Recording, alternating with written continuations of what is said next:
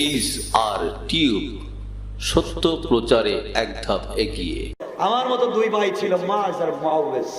তারাও রাসূলের সামনে প্রতিযোগিতা করেছে, তারা জিহাদের প্রতিযোগিতা করেছে, জীবন দিয়েছে রাসূলের পাক বদরের যুদ্ধের জন্য। সাহাবায়ে কেরামদেরকে জমা করতেছেন। নবীজি বললেন, আবু জাহাল আমার চাচা, আবু লাহাব আমার চাচা, ওরা আমাকে মারতে আসতেছে, আমরা যাব বদরের প্রান্তরে। সাহাবায়ে কেরামকে তৈরি করলেন, এক মায়ের দুই সন্তান, তাদের নাম মাজ আর মুআওয়াজ। ছোট্ট ছোট্ট নাবালক, অপ্রাপ্ত বয়স্ক। তারা দুইজনে সে বলে, ইয়া রাসূলুল্লাহ, আমরা দুই ভাই আবু জাহালকে কোনোদিন দেখি নাই, ও নাকি আপনাকে গালি দিয়েছে, আমরা দুই ভাই ওরে সাইজ করতে চাই। আল্লাহু আকবার বলেন না? তাহলে শোনো, রাসূলের জমানার আবু জেহেল যারা ছিল, এরা ছিল আবু জাহাল এনালগ। কি এনালগ? আর বর্তমান জমানার আবু জেহেল, এরা হচ্ছে আবু জাহাল প্রো। আবু জাহাল কি? Update version. কেন বললাম বুঝলা না? রসুলের জামানার আবু জাহেলেরা দিনের বেলা রসুলকে গালি দিত, মারতো, পিটাইতো, আর বলতো মোহাম্মদকে যেখানে পাও ওখানে মারো। দিনের বেলা আইন করতো, আর রাত্র বেলা আমার নবীর তেলাওয়াত না শুনলে ঘুম আসতো না। ঠিক কিনা বলেন? ঘুম আসতো না। দিনের বেলা গালি দে, রাত্রে কোরআন তেলাওয়াত শুনতে চলে যায়। আর বর্তমান জমানার আবু জাহাল দিনে কয় ঘাড় মটকায় দিব, আর রাত্রবেলা ঘুম কইরা ফেলায়। ঠিক কিনা বলেন? এগুলো ডিজিটাল আপডেট হয়ে গেছে, ওগুলার চাইতে এগুলো আরো খারাপ। এই জন্য কেমনে দিন জিন্দা করবেন, কেমনে দিনের দাওয়াত দিবেন, আজকে মোটিভেট করে বুঝাই দিব। 100 বছর মনে থাকবে দিন কায়েমের কৌশল কি, বুঝাই দেব কোরআন থেকে। আমার বন্ধুগণ, আসো সামনের দিকে যাই, সংক্ষেপ করে কথা বলবো। আমার মুসলমান ভাইরা, আমার মুসলমান বন্ধুগণ, মাজ আর মুআওয়াজ, রাসূল বলছেন, তোমরা ছোট্ট ছোট্ট দুই ভাই। আবু জাহাল তো উটের গুড়ার পিঠে থাকবে, তোমরা তো গুড়ার নিচে পড়ে থাকবে। আবু জাহাল তো থাবড়ায় তোমাদের মাইরে ফেলাইবো, তোমরা কেমনে জিহাদ করবে? তারা কয়, ইয়া রাসূলুল্লাহ, আপনি টেনশন করবেন না, আপনারা বলছেন, আল্লাহ বলে দিয়েছেন তোমরা রাস্তায় বাহির হও, তোমাদের জিম্মাদার আমি আল্লাহ। নবীজি বললেন, তোমাদের সাহস তো কম না, কি করবা? ইয়া রাসূলুল্লাহ, আমরা যুদ্ধে যাইতে চাই। নবীজি বলেন, এভাবে না, তোমরা ছোট ছোট দুই ভাই প্রতিযোগিতা হয়ে যাক, কার শক্তি বেশি, এর কে লম্বা বেশি, আগে দেখি। নবীজির সামনে সাহাবায়ে কেরাম হাজির, দুই ভাই দাঁড়াইছে কে লম্বা দেখার জন্য। বড় ভাই সামনে দাঁড়ায় বলছে, ইয়া রাসূলুল্লাহ, দেখেন আমি ছোট ভাই থেকে অনেক লম্বা, আধ হাত লম্বা, আমাকে জিহাদে নেন। ছোট ভাই পিছন থেকে বলে, ইয়া রাসূলুল্লাহ, আমি আমার ভাইয়ের চাইতে আধ হাত লম্বা। নবীজি বলেন, ঠিকই তো, বড় ভাই চাইতে তো ছোট ভাই পিছনে লম্বা দেখা যায়। এ কি রে, তোর ছোট ভাই দেখা যায় লম্বা, পিছন থেকে রাসূল তাকায় দেখেন ও আরেকজনের কাঁধের উপরে উঠে গেছে। আল্লাহু আকবার বলেন। জিহাদে যাবে, দিন জিন্দা করবে, প্রতিযোগিতা করতেছে, আরেকজনের কাঁধে উঠে। রাসূল বললেন, না, তোমাদের এভাবে হবে না, যুদ্ধ করো, কুস্তি লাগাও, কুস্তিতে যে 1 নাম্বার হবে সেই জিহাদে যাবে। দুনো ভাই যুদ্ধ, কুস্তি লাগাইছে। কুস্তি করতে করতে বড় ভাই ছোট ভাইকে নিচে ফেলাইয়া গাড়ের মধ্যে ধরছে জাতা দিয়া। আল্লাহ রাসূল আপনি দেখেন, ও যুদ্ধে কিচ্ছু পারবে না, ও আমার ঘাড়ের নিচে হাত দিয়ে জাতা দিয়ে ধরছি, উঠতে পারবে না, আপনি আমাকে জিহাদে পাঠায়া দেন, আমি শহীদ হব, আমি জান্নাতে যাব, ইসলাম জিন্দা করব, দিন কায়েমের জন্য রক্ত দিব। ছোট ভাই নিচ থেকে বড় ভাইয়ের কানে কানে, ভাই রে, তুই কানটা আমার ঠোঁটের কাছে দে। বড় ভাই যখন কানটা ঠোঁটের কাছে দিয়েছে, ছোট ভাই বলতেছে, ভাই তুই তো আমার মায়ের পেটের ভাই, তুই একা একা জিহাদে যাবে, তুই একা একা যুদ্ধে গিয়ে শহীদ হয়ে জান্নাতে যাবে, তুই তোর ভাইকে নিবে না, তুই একটু নরম হয়ে যা, আমি তোর উপরে উঠে যাই, তুই এ ভাইয়ের শক্তি দেখায়া জিহাদে চলে যায়। সুবহানাল্লাহ বলেন না? কি প্রতিযোগিতা করে। রাসূল বললেন, কি রে, তোমাদের সিস্টেম আমার জানা হয়ে গেছে, তোমরা বুঝতেছি তোমাদের দুটোটাকে ছাইড়া দেওয়া যায় না, যাও তোমাদেরকে জিহাদের অনুমতি দেয়া গেল। হাতে নিয়েছে তরবারি, আরে পিচ্ছি পিচ্ছি ছেলে, তরবারি দিয়া ঘোড়ার উপর লাগাল পায় না। মদিনার তারা বদরের প্রান্তরে গেছে, একটা এদিকে দৌড়ায়, একটা ওদিকে দৌড়ায়। মুসলমানরা যে, কি রে তোমাদের বাড়ি কই? কয়, আমাদেরকে চিনবেন না, আমরা আনসার দুই যুবক। বলে, যুবক কেমনে, তোমরা তো তরুণ। কয়, আমাদেরকে বুঝবেন না, আমাদের শক্তি আছে। দৌড়াদৌড়ি কোন কয়, আঙ্কেল আবু জেহেল কোনটা? তোমরা আবু জেহেল দিয়ে কি করবে? তোমরা তো পিচ্ছি, আবু জেহেল পাইলে পিটাইবে। আপনি বুঝলেন না? আরে রাসূলের কাছ থেকে অনুমতি নিয়ে আসছি, আমরা দুই ভাই প্রতিজ্ঞা করেছি আবু জেহেলের নাম আইরা আমরা বাড়িতে যাব না। সুবহানাল্লাহ, একটু জোরে বলেন। দিন এমনি জিন্দা হয় নাই, দিন এমনি আসে নাই। তো লম্বা কথা, আবু জাহাল দেখছে দুইটা পিচ্ছি এত দ্রুত গতিতে দৌড়ায় যুদ্ধের ময়দানে।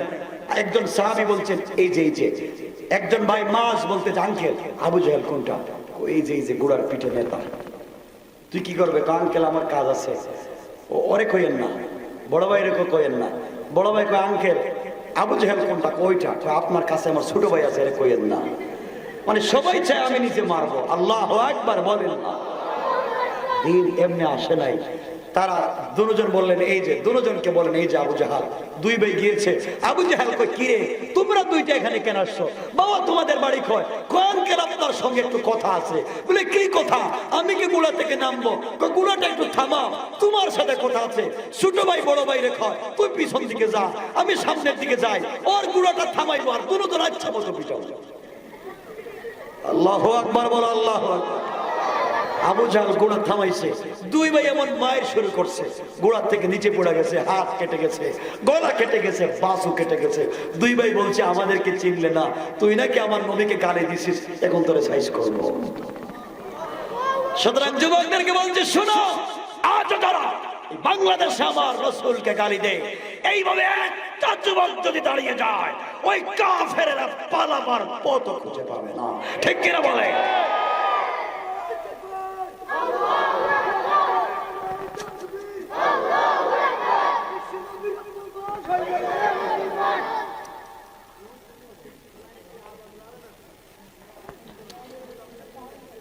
আপনাদের আওয়াজ চাইতে আমার আওয়াজ ভালো আছে। যদি আমার ঘুম পাচ্ছে, আপনারা যদি আমাকে একটু সহযোগিতা করেন, কিছু কথা বলবো। পারবেন না? একটু হাত উঠে দেখান কার কার কষ্ট হচ্ছে। খাইছে, ওয়াজটাই নষ্ট করে দিলেন। কষ্ট হচ্ছে? এমনি হাত উঠে গেছে না? জবাব শোনো, আজকে তোমাদেরকে জিতাইয়া দিতে চাই, জিতাইয়া। ভয় পাচ্ছ না? আরে এখন না, ইসলামের জন্য দাওয়াত দিতে ভয় পাও না? না কয় ভয় পাও না? মাইরা ফেলাইব। আরে আল্লাহ বলছেন ওয়া মাকারু ওয়া মাকার আল্লাহ ওয়াল্লাহু খায়রুল মাকিরিন। ওরা যে কৌশল করবে ওগুলো আমি আল্লাহর কাছে পাত্তাই পায় না। আমি আল্লাহর কৌশল আরো বড়। তারা যে জিনিস দিয়া দিন বন্ধ করে দিতে চায়, আমি ওই জিনিস দিয়া দিন জিন্দা করে দিতে চাই। ওইটাই আজকে বোঝাবো, আর কিচ্ছু না। একজন সাহাবীর নাম সাদ বিন আবি ওয়াক্কাস, নাম শুনেছ? সাদ বিন আবি ওয়াক্কাস জিহাদ করতে করতে চলে গেলেন ইরাক, সিরিয়া, ইয়েমেন। যুদ্ধ করতে করতে, শুধু ইসলাম প্রতিষ্ঠা করতে করতে চলে গেলেন আফ্রিকা মহাদেশের সবথেকে বড় সাগরের পারে। সাদ বিন আবি ওয়াক্কাস ৬০,০০০ মুসলমান সাথে। বললেন মুসলমানেরা কি ব্যাপার, ইসলাম কি এই পারে থাকবে না আফ্রিকা মহাদেশে যাবে? সাহাবায়ে কেরাম বলেন ইয়া সাদ বিন আবি ওয়াক্কাস, নবীজির দেওয়া ইসলাম শুধু আরব খণ্ডে থাকবে কেন, আফ্রিকার জঙ্গলে আমরা দাওয়াত দেব। কিন্তু এপারে তেমনি যাইতে পারবা না, সাগর কেমনে পাড়ি দিবা? জাহাজ নাই, নৌকা নাই। সাদ বিন আবি ওয়াক্কাসকে সাহাবায়ে কেরাম জবাব দিলেন, ও সাদ বিন আবি ওয়াক্কাস, আমরা আল্লাহকে বিশ্বাস করি, আল্লাহর উপরে ভরসা করে আমরা সাগরে ঝাঁপ দিব, আল্লাহ চাইলে বাঁচাইয়া দিবেন। আল্লাহু আকবার। সাদ বিন আবি ওয়াক্কাস বললেন, আফ্রিকার ভূখণ্ডে ইসলাম কায়েম করবা, তাহলে সাগর পাড়ি দাও। আমার মুসলমান বন্ধুগণ গভীর মনোযোগ। ৬০,০০০ মুসলমান ঘোড়ার পিঠে সওয়ার হয়ে ২ রাকাত সালাতুল হাজত আদায় করে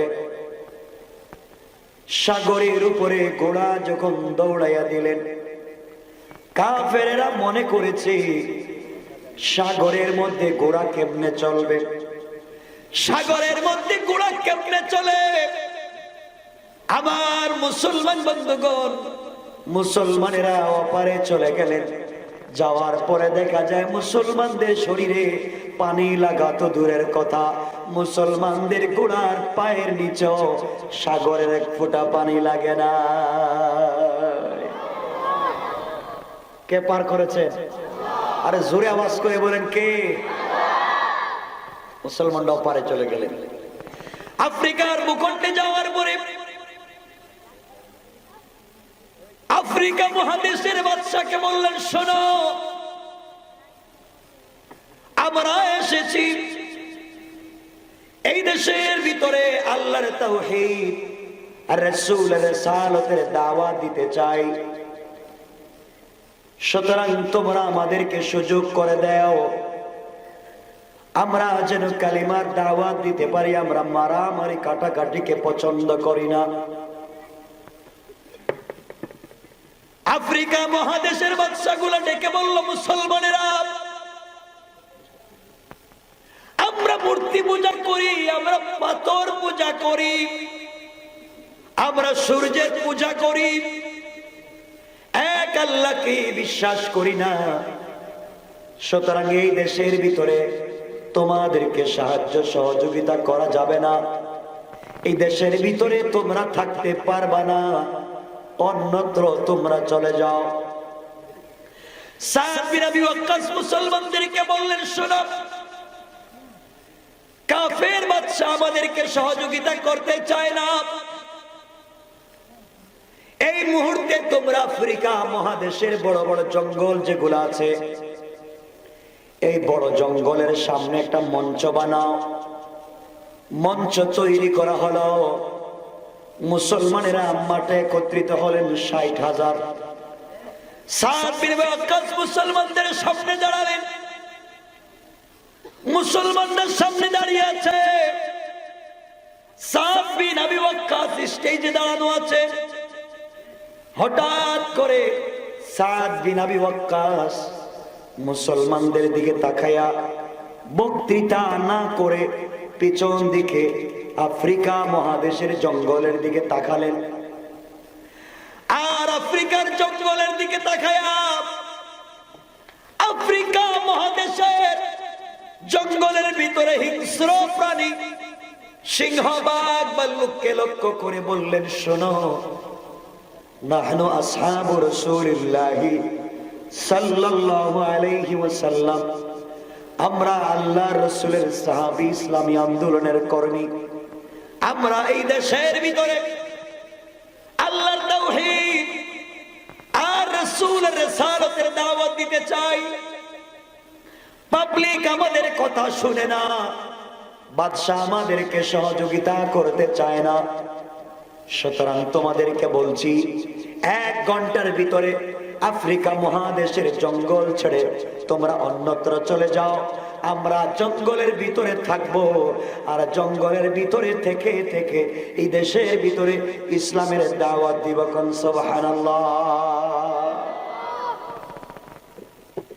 এই কথা বলতে দেরি হলো, বাঘের লাইনে বাঘ, সিংহের লাইনে সিংহ, অজগর সাপের লাইনে অজগর সাপ, কেউ তার ডিম মুখে নিয়া, বাচ্চা গুলাকে মুখে নিয়া মুসলমান নেতার কথা গুলা শুনে 1 ঘন্টা দেরি করে নাই, 40 মিনিটের ভিতরে সমস্ত প্রাণীরা জঙ্গল ছেড়ে মুসলমানদের জন্য জঙ্গল খালি করে দেয়। কাফেররা এই অবস্থা থেকে আশ্চর্য, এরা কেমন মানুষ, এদের নেতাকে, যাদের কথা হিংস্র প্রাণীরা শুনে। সুতরাং এদের সঙ্গে যুদ্ধ করে পারা যাবে না। মুসলমানদের ক্ষমতা আর পাওয়ার দেখে ওই সময় হাজার হাজার কাফেরেরা সাথে সাথে কালিমা পড়ে মুসলমান হয়ে যায়। সুবহানাল্লাহ, জোরে আওয়াজ করে পড়ে। কষ্ট হচ্ছে আপনাদের? আসো, এখন আমরা কেমনে দিন কায়েম করব? আপনারা কি দিনের দাওয়াত দিতে চান? কথা বলে না কেন? দিনের দাওয়াত দিবেন, তো কোন কৌশলে দিবেন আপনাদেরকে বলেই আজকের আলোচনা শেষ করব।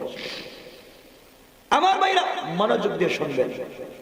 আমি যে আয়াত পড়েছি কোরআনে কারীমের 30 নম্বর পারা সূরা আল বুরুজের মধ্যখানের একটা আয়াত। এই আয়াত সামনে রেখে সংকেত কথা। আজ থেকে অনেকদিন আগে ইয়ামান দেশের নজরানে, কথাগুলো মনে রাখবেন, ইয়ামান দেশের নজরানে যুবকেরা তোমাদেরকে স্মৃতি দিচ্ছি শোনো। এক বাদশা ছিল, এই বাদশার নাম হানাফি মাযহাবের বড় ইমাম আল্লামা ইমাম আবু বকর জাসসাস। ওনার তাফসীরে আহকামুল কোরআন লিল জাসসাসে লিখেন এই বাদশার নাম ছিল ইউসুফ জুনওয়াস।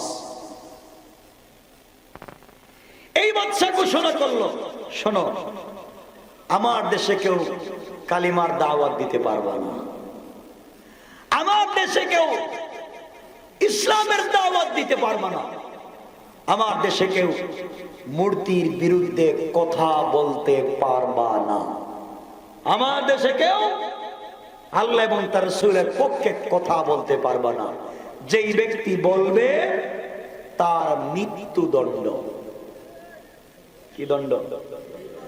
সবাই বলে না, আওয়াজ করে বলে মৃত্যুদণ্ড মানে ফাঁসি। এটাই তো। কেন? কালিমার দাওয়াত দিলে, কোরআনের দাওয়াত দিলে তার কি? সবাই বলেন। কেউ আর দাওয়াত দেয় না, কারণ দিয়া মহিলা লাভ আছে? দিলেই কালিমার দাওয়াত দিলে মৃত্যুদণ্ড। দেখেন কেমনে যায়। আমার মুসলমান বন্ধুগণ গভীর মনোযোগ। বাদশা ইউসুফ জুনওয়াস তার দেশে ঘোষণা করে দিল, আমার দেশে কেউ কালিমার দাওয়াত দিতে পারবে না, যেই ব্যক্তি কালিমার দাওয়াত দিবে তার মৃত্যুদণ্ড।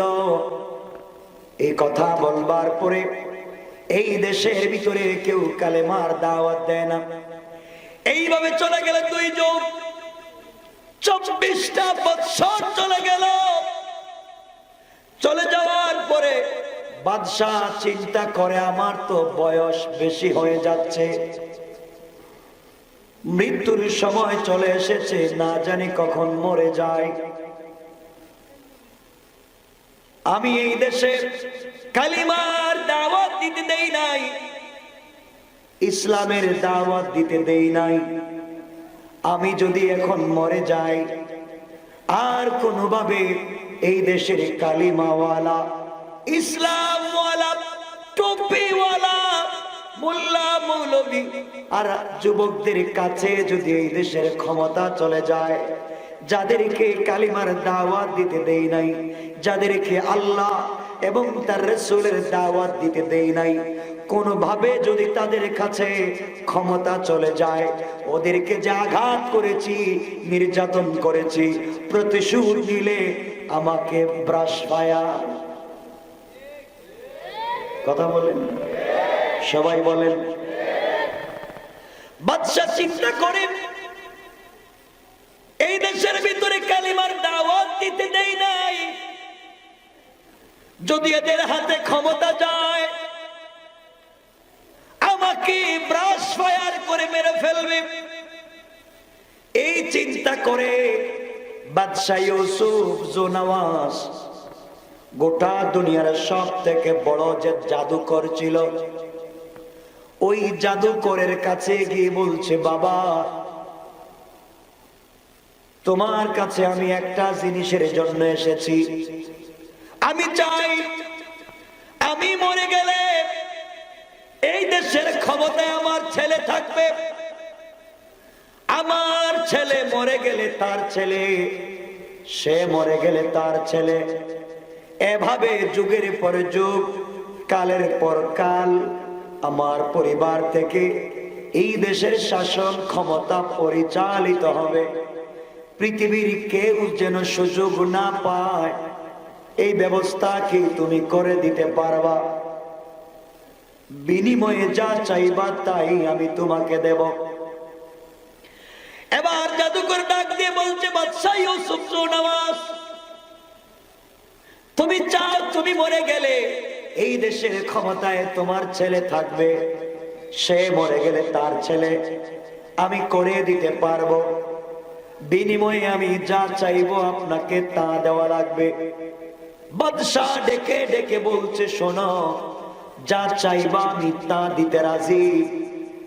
এমন সময় জাদুকর বলছে, এক নাম্বার, আপনি যদি চান আপনি মরে গেলে এই দেশের ক্ষমতায় আপনার পরিবার থেকে চলবে, আপনি আপনার দেশ থেকে শিক্ষিত একটা চালাক প্রত্যুৎপন্নমতি একটা যুবককে আমার কাছে পাঠিয়ে দাও। বাদশা ডাক দিয়া বলছে, ও জাদুকর, একটা মাত্র যুবক যদি তোমার কাছে পাঠায়া দেয়, এই যুবকের মাধ্যমে তুমি কেমনে এই দেশের ক্ষমতা আমার কাছে দিবা আমার বুঝে আসে না। জাদুকর বলতেছে, কৌশলটা তাহলে বলে দেই, শোনো, একটা শিক্ষিত যুবককে আমার কাছে যদি দিতে পারো, ওই যুবকটাকে আমার মতো করে জাদুবিদ্যা শিক্ষা দেব, মিথ্যা ধান্দা মান্দা বেঈমানি শিক্ষা দেব, কৌশল শিক্ষা দেব, আর জাদুবিদ্যা শিক্ষা করে ওই যুবক আপনার দেশে যাওয়ার পরে এই জাদুর মাধ্যমে, এই জাদুবিদ্যার মাধ্যমে এই যুবক আপনার দেশে যাওয়ার পরে বাবা ছেলেতে ঝগড়া লাগাই দিবে, মা মেয়ে ঝগড়া, বাবা ছেলে ঝগড়া, ভাইয়ে ভাইয়ে ঝগড়া, বন্ধুয়ে বন্ধুয়ে ঝগড়া, হুজুরে হুজুরে মারামারি, আর পীরে পীরে গুতাগুতি। কথা বলেন, হুজুরে হুজুরে মারামারি আর পীরে পীরে নিজেরাই নিজেরাই মারামারি করবে। আপনি আপনার দেশ চালাবেন, আপনার বিরুদ্ধে লাগবার মতো সময় ওরা পাবে না, ঠিক নেই? আপনি আপনার দেশ চালাবেন, আপনার বিরুদ্ধে লাগবার টাইম নেই। এই কন্ডিশন কি বাংলাদেশে আছে? সবাই বলেন না যে আপনি আপনার দেশ চালান, হুজুরে হুজুরে মারামারি, এই হুজুরে হুজুরে কাফের, এক ছাগল, এক গরু, অক্ষয় বল, ঠিক না? কথা বলেন না কেন? শুধু ফতোয়া ডেলিভারি দেয় প্রতিদিন, এক হুজুর আর এক হুজুরের বিরুদ্ধে, এক পীর আর এক পীরের বিরুদ্ধে মারামারি। বাংলাদেশে আসেনি এটা? কথা কয় না কে? জাদুকর বলতেছে, বাবা একটা যুবকরে দেও, এমন কৌশল শিখামো ও আপনার দেশে মারামারি লাগাই দিবে, এরা সারা জিন্দেগি তারা নিজেরাই গোরের মায়ের শেষ করতে পারবে না, ঐক্যবদ্ধ হতে পারবে না, আপনার বিরুদ্ধে লাগতেও পারবে না, ঠিক কি না? বাংলাদেশে আসেনি এমন সিস্টেম? কথা বলেন, আছে না নয়? চলছে। জাদুকর কই দিতেছি একটা যুবক শিক্ষিত, কারণ একটা শিক্ষিত, মনে রাখবেন, অশিক্ষিত বন্ধুর চাইতে শিক্ষিত দুশ্মন ভালো, মনে রাখবেন আমার বন্ধুগণ। বাদশাহ গোটা দেশ তালাশ করে একটা যুবকরে পাইছে। এই যুবকের নাম আল্লামা জারুল্লাহ জামাখশরী, তাফসীরে কাশাফে এই যুবকের নাম দিয়েছেন আব্দুল্লাহ বিন তামের। কথাগুলো মনোযোগ দিয়ে শুনবেন। বাদশা কয়, বাবা তুমি শুধু জাদুবিদ্যা শিক্ষা করে আমার দেশে একটা গন্ডগোল লাগাইয়া দাও, উল্টা পাল্টা ফতোয়া দেওয়া শুরু করে দিবা, আর আমি যা করা লাগে কইরা দিব, যা চাইবা। থ্যাংক ইউ আঙ্কেল, আমি যাচ্ছি তো জাদুবিদ্যা শিক্ষার জন্য। আমার মুসলমান বন্ধুগণ, আব্দুল্লাহ বিন তামের জাদুবিদ্যা শিক্ষার জন্য যায়। দুই রওয়ায়াত, কেউ বলেছেন প্রতিদিন সকাল বেলা জাদুবিদ্যা শিক্ষার জন্য চলে যায়, বিকেল বেলা বাড়িতে চলে আসে। আর কেউ বলেছেন 6 মাসের জন্য যুবক চলে গেল জাদুবিদ্যা শিক্ষা করবার জন্য। 6 মাস পরে সংক্ষেপ কথা, বাদশা চাই দেশের ক্ষমতা তার ঘর থেকে পরিচালিত হবে। যুবক 6 মাস পরে বড় জাদুকর হয়ে যখন গ্রামে ফিরল, দেশের ভিতরে এসেছে, বড় জাদুকর হয়েছে, শুধু জাদুর আকর্ষণ দিলেই মারামারি লেগে যাবে। আমার বন্ধুগণ, আমার দুঃখ হচ্ছে আজকালকে কিছু লোক আছে দেখবেন, সব মহিলারা না, অনেক মহিলা আছে, অনেক বোনেরা আছে, বিয়ের পরেই দৌড় দেয় মসজিদের বড় হুজুরের কাছে, আর গিয়ে বলে, হুজুর আমাকে একটা গরম তাবিজ দেন। এটা আসেনি আপনাদের এলাকায়? এটা আছে, হুজুর একটা গরম তাবিজ দেন। যে তাবিজ দেন, আমার স্বামী ইংল্যান্ডে থাকে, আমেরিকা থাকে, জাপানে থাকে, অস্ট্রেলিয়া, কানাডা, মিডল ইস্টে থাকে, ঢাকা শহরে থাকে, ও যা টাকা পয়সা ইনকাম করে ওর মাথায় যেন শুধু আমি ভন ভন ভন ভন করতে থাকি, যা ইনকাম করে শুধু আমারে দাও, আমারে দাও। কথা বলেন না কেন? আমি যা খই আমারে দেও, ও যেন তার মা বাবার খবর না পায়, ভাই বোনের খবর না, শুধু আমারে দাও। হুজুর কয় গরম তাবিজ না, হয় একটা গরম তাবিজ দেওয়া লাগবে, 500 বেশি দেওয়া লাগবে, 500 টাকা বেশি দিলে একটা অরিজিনাল গরম তাবিজ দিতেছি। কেমন? 500 টাকা বেশি লাগবে। দিলাম।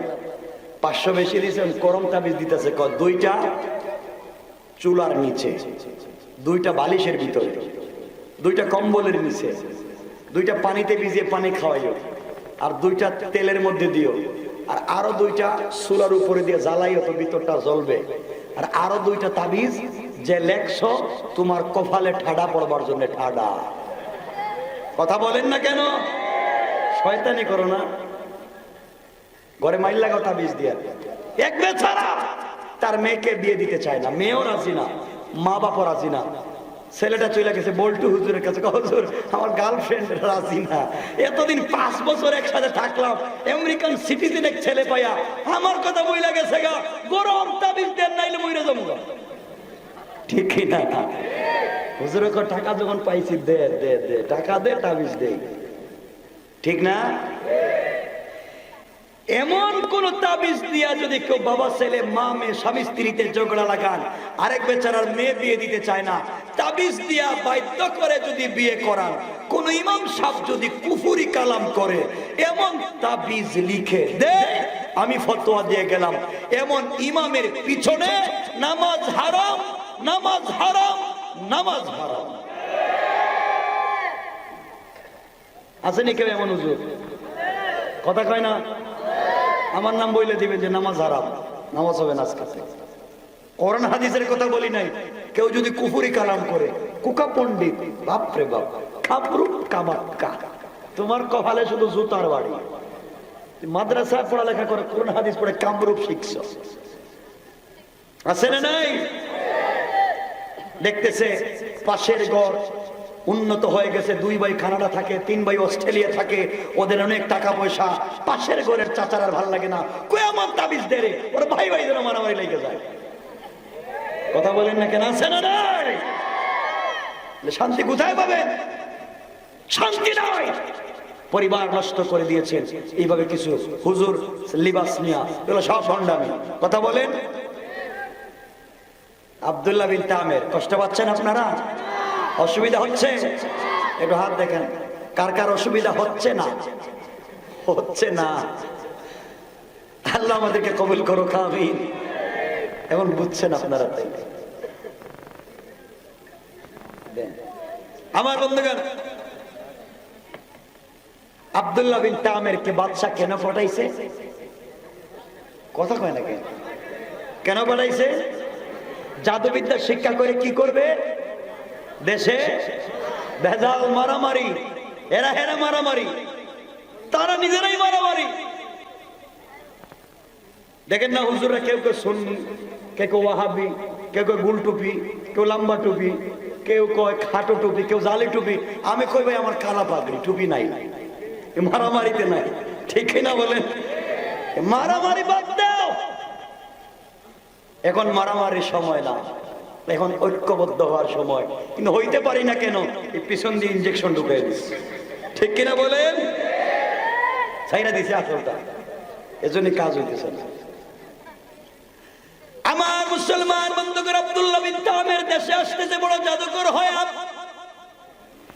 এই দেশটাকে কালিমার আওয়াজকে বন্ধ করে দিবে। আল্লাহ বলছেন, গোলাম রে, তুই যেই যুবকের মাধ্যমে এই দেশ থেকে ইসলামের আওয়াজকে বন্ধ করে দেবার জন্য তাকে জাদুবিদ্যা শিক্ষা করাইলে, আমি আল্লাহ রব্বুল ইজ্জত ওয়াল জালাল ওই যুবকের মাধ্যমে এই দেশে দিন জিন্দা করতে চাই। আল্লাহ উল্টা কৌশল শুরু করছে। দেখছেন না, কত লোকরে বুঝাইয়া নিয়ে যায় কোর্টে, হুজুরের বিরুদ্ধে সাক্ষী দিবে, ও জিদ দর্শন করছে, কোর্টে গিয়ে এখন উল্টা সাক্ষী দেয়। কথা কোন নাকি আছে। যুবক যখন চলে যায়, রাস্তায় গিয়ে দেখে মাথায় পাগড়ি, পরনে সুন্দর লেবাস, মুখের মধ্যে সাদা দাড়ি, একজন আল্লাহওয়ালা মুরব্বী গাছের গোড়ায় বসে বসে সত্য ধর্ম কালিমার দাওয়াত দিতেছেন। কোন সুবহানাল্লাহ। যুবক কাছে গিয়ে জিজ্ঞাসা করে, আঙ্কেল আপনি এখানে কি করেন? আল্লাহর ওলি বলছেন, যুবক আমি এখানে কালিমার দাওয়াত দিতেছি, এক আল্লাহর তাওহীদ আর রাসূলের রিসালাতের দাওয়াত দিতেছি। আব্দুল্লাহ বলতেছে, আমারে চিনেন? আমি তো চিনি না। আমি জাদু শিক্ষা করে আসছি, সরকার আমারে কোটি কোটি টাকা দিছে জাদু শিক্ষা করে আইসা এই দেশে কালিমা ওয়ালাদেরকে সাইজ করার জন্য, আর তুমি কালিমার দাওয়াত দিতেছো না? আঙ্কেল আমি তো আসছি আপনাকে সাইজ করার জন্য, আর আপনি কালিমার দাওয়াত দিতেছেন, তাইলে দেন, আমি বাদশার কাছ থেকে দেখা করে আসতেছি, আপনাদেরকে সাইজ করব। কি দিছে? হুমকি। কি দিছে? হুমকি দেয় নাই? এইভাবে দেখবেন হুজুর দেখে ইমাম সাহেব, ইমাম সাহেব কি আজকে উল্টা পাল্টা ওয়াজ করলেন কেন মসজিদে? খবর আছে কিন্তু, কালকে রাত্রে মুসলমানে দিয়ে দিন। হুজুর মানে মুসলমানি দেয় না, হে দিব। হুমকি দে, হুমকি। হুমকি দিয়া বাড়িতে যাওয়ার পথে রোড অ্যাক্সিডেন্ট করে, মাথার খবর নাই, পাও এক জায়গায়, হাত এক জায়গায়, আর তার মাথার মগজ দেখা যায় বিড়াল আর কুত্তা খাইতেছে। ঠিক কিনা বলেন? শয়তানি করে মজুরদের সাথে। আমার বন্ধুগণ, যুবক যখন আল্লাহর ওলিকে হুমকি দেয় যে আমি আসছি কালিমা ওয়ালার সাইজ করব, আর তুমি কালিমার দাওয়াত দিতেছ, আমি আসতেছি বাদশার দরবার থেকে, এমন সময় কালিমা ওয়ালা উপর দিকে তাকাই আল্লাহকে বলছে, আল্লাহ তোমার সাথে না আমার বন্ধুত্ব, ও তো আমাকে হুমকি দিয়ে গেল, তুমি কি কিছু করবা না? আল্লাহু আকবার বলো না। আমার আল্লাহ ডাক দিয়া বললেন, ওয়া মাকারু ওয়া মাকারাল্লাহ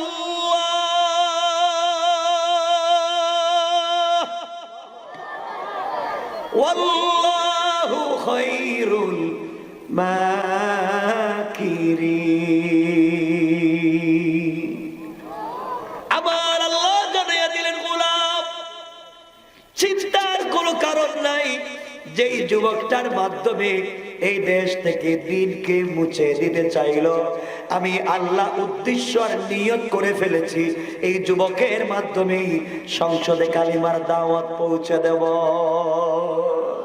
সুবহানাল্লাহটা জোরে বললেন না? কৌশল করছেন কে? সবাই বলেন কে? যুবক চলে যায়। আল্লাহর ওলি যুবকের চেহারার দিকে তাকায়া প্রথমে কাঁদলেন, এরপরে মুচকি হাসলেন। যুবক ঘুরে এসে বলতেছে, আল্লাহর ওলি আপনি আমার চেহারার দিকে তাকাইয়া প্রথমে কাঁদলেন কেন, এরপরে হাসলেন কেন বলেন? আল্লাহর ওলি ডেকে ডেকে বললেন, যুবক রে, তোমার চেহারার দিকে তাকাইয়া আমি এই জন্য কাঁদলাম, আমার জীবনে কত যুবক দেখেছি, আমার জীবনে কত মানুষ দেখেছি, তোমার মতো এত সুন্দর চেহারা যুবক আজ পর্যন্ত দেখি নাই। যুবক রে, আল্লাহ তোকে নিজের হাতে তৈরি করেছে এই জমিনে আল্লাহর দ্বীন জিন্দা করবার জন্যে। আজকে দুনিয়ার লোভে পড়ে, টাকার পিছনে পড়ে, দুনিয়ার অহমিকায় পড়ে আল্লাহকে ভুলে গিয়েছ। আল্লাহর বিরুদ্ধে তুমি আজকে জিহাদ যুদ্ধ শুরু করে দিয়েছো। ও গোলাম, তোমার চেহারার দিকে তাকায়া আমার ভয় ঢুকে গেছে। এত সুন্দর চেহারার যুবক যখন কবরে চলে যাবে, কবরে গেলে তোমার সুন্দর চেহারা সুন্দর থাকবে না। ঈমান তোমার ভিতরে নাই, জীবনে ইসলামী আন্দোলন করতে পারলা না, তোমার সবগুলা সাপ বিচ্ছু আর কীড়া খেয়ে ফেলবে। এই জন্যে আমি কষ্ট পেয়ে কাঁদলাম। এত সুন্দর চেহারার মানুষকে আল্লাহ কেমনি জাহান্নামের আগুন দিয়ে জ্বালাবে। ও যুবক, তোমার চেহারার দিকে তাকায়া হাসলাম কেন তুমি শোনো রে।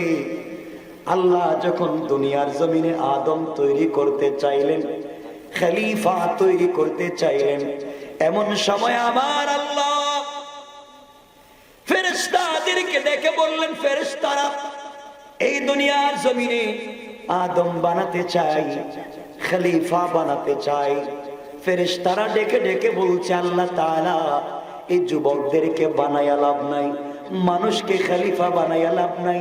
আতাজআলু ফিহা মান ইউফসিদু ফিহা ওয়া ইয়াসফিকুদ দিমা, যাদেরকে তুমি নেতা বানাতে চাও, যাদেরকে ইসলামী আন্দোলনের কর্মী বানাতে চাও, ওরা তো দেশে গিয়ে মারামারি করবে, দাঙ্গা করবে। ও আল্লাহ তাআলা, এদেরকে বানায়া লাভ নাই। ওয়া নাহনু নুসাব্বিহু বিহামদিকা ওয়া নুকদ্দিসু লাক, আপনি আমাদেরকে বানান না কেন? আমরা তো 24টা ঘন্টা আপনার তাসবিহ পড়ি, আমাদেরকে বানান না কেন? কেন মানুষকে নেতা বানাতে গেলেন?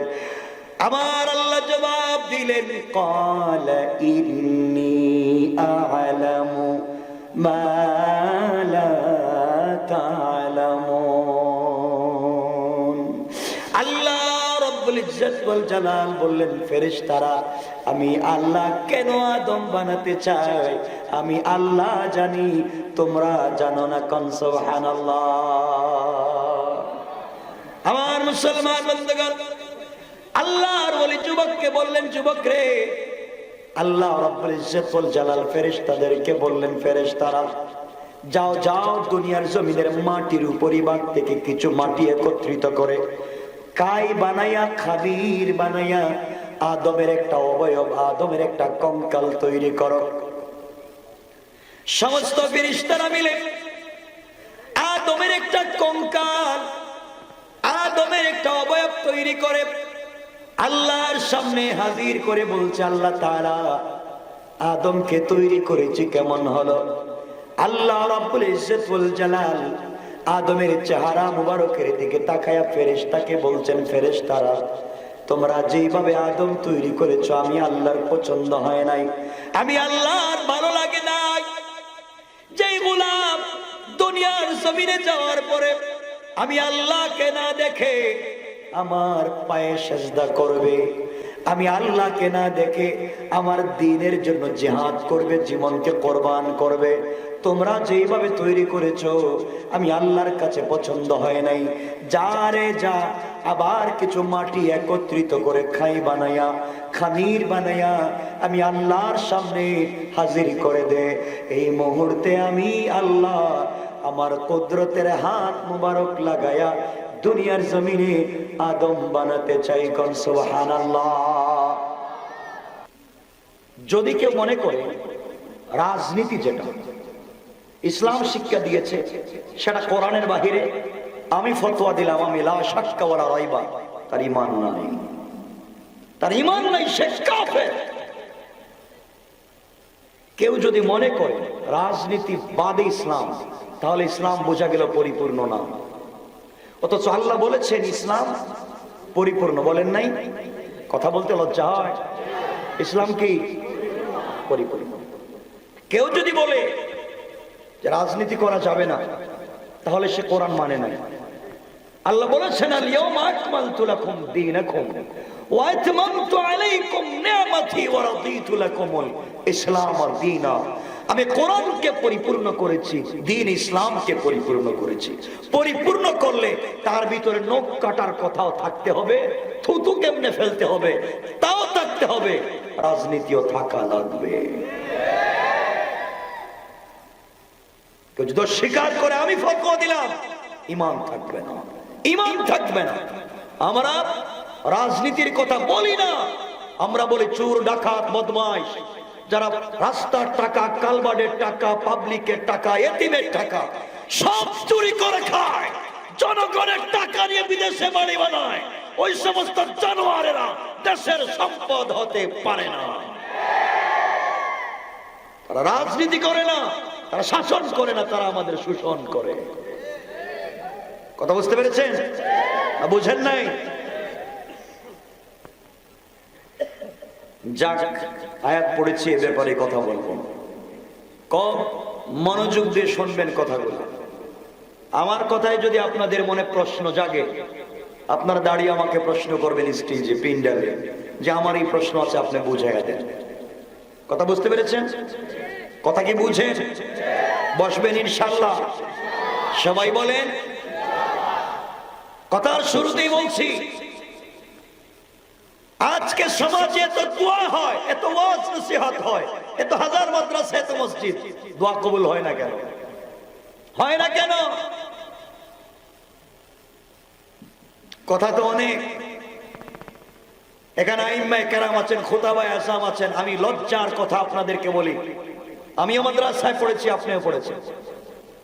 যখন দেখি একজন ছাত্র সরকারি মাদ্রাসায় কামেল করে, কওমি মাদ্রাসায় টাইটেল দেয়, দাওরায়ে হাদিস পড়ে, পড়ার পরে এই ছেলেটা চাকরির জন্য নুরানি ট্রেনিং দেয়।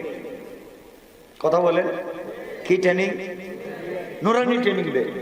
2000, 2500, 3000 টাকায় চাকরিতে যায়। তাহলে বোঝা গেল তার 16 বছরের পড়া কোনো কল্যাণ দিতে পারে নাই, প্রমোশন হয় নাই, ডিমোশন হয়েছে। কথা বুঝেন না কেন? কথা শুনেন কি বলতে চাই? আপনি তো মনে করেন শুধু আপনার ছেলেকে বড় আলেম বানাবেন, তো বানান, আমার আপত্তি নেই। আমার ছেলেকে বড় আলেম বানাবো, আমার ছেলেকে এসপি, ডিসি, এসপি বানাবার দরকার নাই।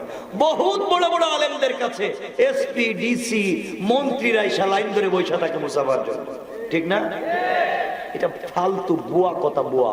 আপনার ব্রেন ওয়াশ করছে উল্টা, সব মিথ্যা কথা। সব ফালতু জিনিস দিয়ে আজকালকে সব হয়ে গেছে। মনে রাখবেন, আপনার ছেলেকে, আপনার ছেলে মাদ্রাসায় পড়েছে, দাড়ি রেখেছে, আপনার ছেলে সুদ খায় না, ঘুষ খায় না, ফেন্সিডিল ইয়াবা খায় না, আপনার ছেলেকে আপনি এসপি বানাতে পারলেন না, আপনার ছেলেকে ডিসি বানাতে পারলেন না, আপনার ছেলেকে মাদ্রাসায় মসজিদে আটকায়া দিলেন, তাই এসপির জায়গায় তোমার চুর আর ডাকাত আর বদমাইশেরা, ঠিক কিনা বলেন? তারা বৈশাখ আপনার তাফসীর বন্ধ করবে। আপনি যদি ওখানে 50টা হাফেজে কোরআন আলেম, 50টা হাফেজে কোরআন আলেম, মুফতি আপনি এসপি বানাতেন, অফিসার বানাতেন, ইঞ্জিনিয়ার বানাতেন, তাহলে ওরা রাস্তায় রোডের বদলা বাস দিত না। কথা বলেন না কেন? আপনার ছেলেকে যদি ওসি বানাতেন, আপনার ছেলেকে যদি অ্যাডিশনাল এসপি, ডিআইজি বানাতেন, তাহলে আপনার এলাকায় তাফসীর মাহফিল বলতো না, তাফসীর করলে ঘাড় মটকায় দিবে। এই কথা বলার তার বাবারও সাহস থাকতো না। বানাচ্ছেন শুধু মসজিদের ইমাম আর খতিব। এটা হচ্ছে ইহুদি খ্রিস্টানদের কৌশল। কিয়ামতের দিন জবাব দিবেন, বলে দিলাম, জবাব দিবেন আপনারা। আমরা বলে যাচ্ছি, জবাব দিবেন। মসজিদ বানাচ্ছেন এলাকায়, নামাজের পরে মসজিদ তালা মাইরা রেখে দেন। মসজিদ কি নামাজের জায়গা? মসজিদ নামাজের জন্য বানাচ্ছেন। কিয়ামতের দিন জবাব দিবেন আপনারা, জবাব। মসজিদ তালা মেরে রাখা দেন। মসজিদের ভিতরে কি সম্পদ রাখছেন? চোর ডাকাত নিয়ে যায়, মসজিদ তালা মেরে রাখা দেন, নামাজের পর আর ঢোকা যাবে না। আরে আল্লাহ তো বলছেন গোটা দুনিয়া মুসলমানদের জন্য নামাজের জায়গা। যখনই এক আজান হবে, টাইম হবে, তখনই ওখানে যেখানে জমি পাবে ওখানে নামাজ পড়তে পারবে। কথা বলেন না কেন? মসজিদ নামাজের জন্য মসজিদে যাওয়া লাগবে না, যেখানেই সময় হবে ওখানে দুইজন দাঁড়াইয়া ইমামতি করে জামাত কায়েম করবে, ঠিক না? তাহলে মসজিদ কেন? মসজিদ কেন? মসজিদ নামাজের জায়গা শুধু নয়, মসজিদ এমন জায়গা যেখান থেকে রাষ্ট্র পরিচালিত হবে, যেখান থেকে চুরির বিধান, জেনার বিধান, দর্শনের বিচার, গোটা রাষ্ট্রের সকল বিচার কার্য প্রতিষ্ঠা হবে মসজিদের মিম্বর থেকে। তার জন্য ছিল মসজিদ। আপনারা বলেন, নবীজি রাষ্ট্রের প্রধান ছিলেন না? নবীজি মদিনার রাষ্ট্রের প্রধান ছিলেন না? তার সংসদ কোথায় ছিল? কথা বলতে লজ্জা হয় কেন? তার আইন বিষয়ক মন্ত্রণালয় কোথায় ছিল? সব ছিল মসজিদ। তিনি মসজিদে নামাজ পড়াইছেন, তিনি ইমামতি করেছেন, খুতবা দিয়েছেন, জুমা পড়িয়েছেন, মসজিদে মাদ্রাসা খুলেছেন, মাদ্রাসাতুস সুফা, আর ওই জায়গায় বসে রাষ্ট্র চালাইছেন। আপনি মসজিদ তালা মারেন কেন? ইহুদি খ্রিস্টানদের কৌশল হচ্ছে মুসলমানদেরকে বোঝাও মসজিদ পবিত্র জায়গা, ওখানে রাজনীতি নাই, ওখানে জেনা ব্যভিচারের কথা বলা যাবে না, ওখানে সুদ ঘুষের কথা বলা যাবে না, ওটা 5 ওয়াক্ত নামাজের জায়গা। শেষ। যেই দিন মসজিদ কেন্দ্রিক রাষ্ট্র ব্যবস্থা বন্ধ হয়ে গেল, এই দিন আমাদের কপালে পড়ছে টাডা। কথা বলেন।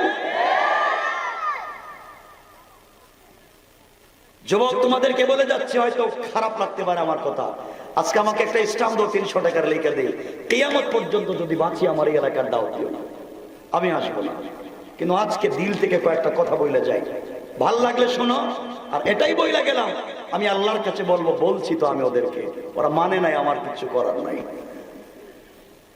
আজকে মসজিদের ইমাম খতিবদেরকে বলছি, সম্মান পূর্বক শ্রদ্ধা জানিয়ে বলছি, আজকে গ্রামের অবস্থা এমন হয়, গ্রামের মধ্যে পর্দা নাই, মুরব্বীরা দাড়ি নাভি পর্যন্ত লম্বা রেখেছে, কিন্তু সুদ খায়। আছে না? কেন? ইমাম সাহেব মসজিদের মিম্বরে সত্য কথা বলতে পারেন না, কারণ বললে চাকরি থাকবে না। আমি বইলা দিলাম, আল্লাহর কাছে বলবো, আল্লাহ বলছেন, ইয়া আইয়ুহাল ইনসান মা গাররাকা বিরাব্বিকাল কারীম। এই মানুষ তোকে কে ধোঁকা দিয়েছে? আমার মতো মহান রব থেকে, অথচ আল্লাযী খালাকাকা, আমি তোকে তৈরি করেছি, তুই আমার বিধান মানলে না। কথা বুঝতেছেন আপনারা আমার? ইমাম সাহেব জুমার মিম্বরে বসে সত্য কথা বলেন না, কারণ বললে চাকরি থাকবে না। কেন? কেন জানি না আপনাদের এলাকার কন্ডিশন।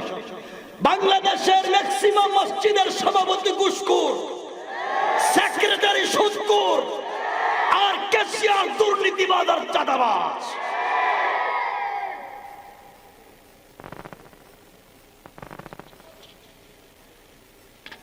এজন্য ইমাম সত্য কথা বলতে পারেন না, কারণ বললে চাকরি থাকবে না।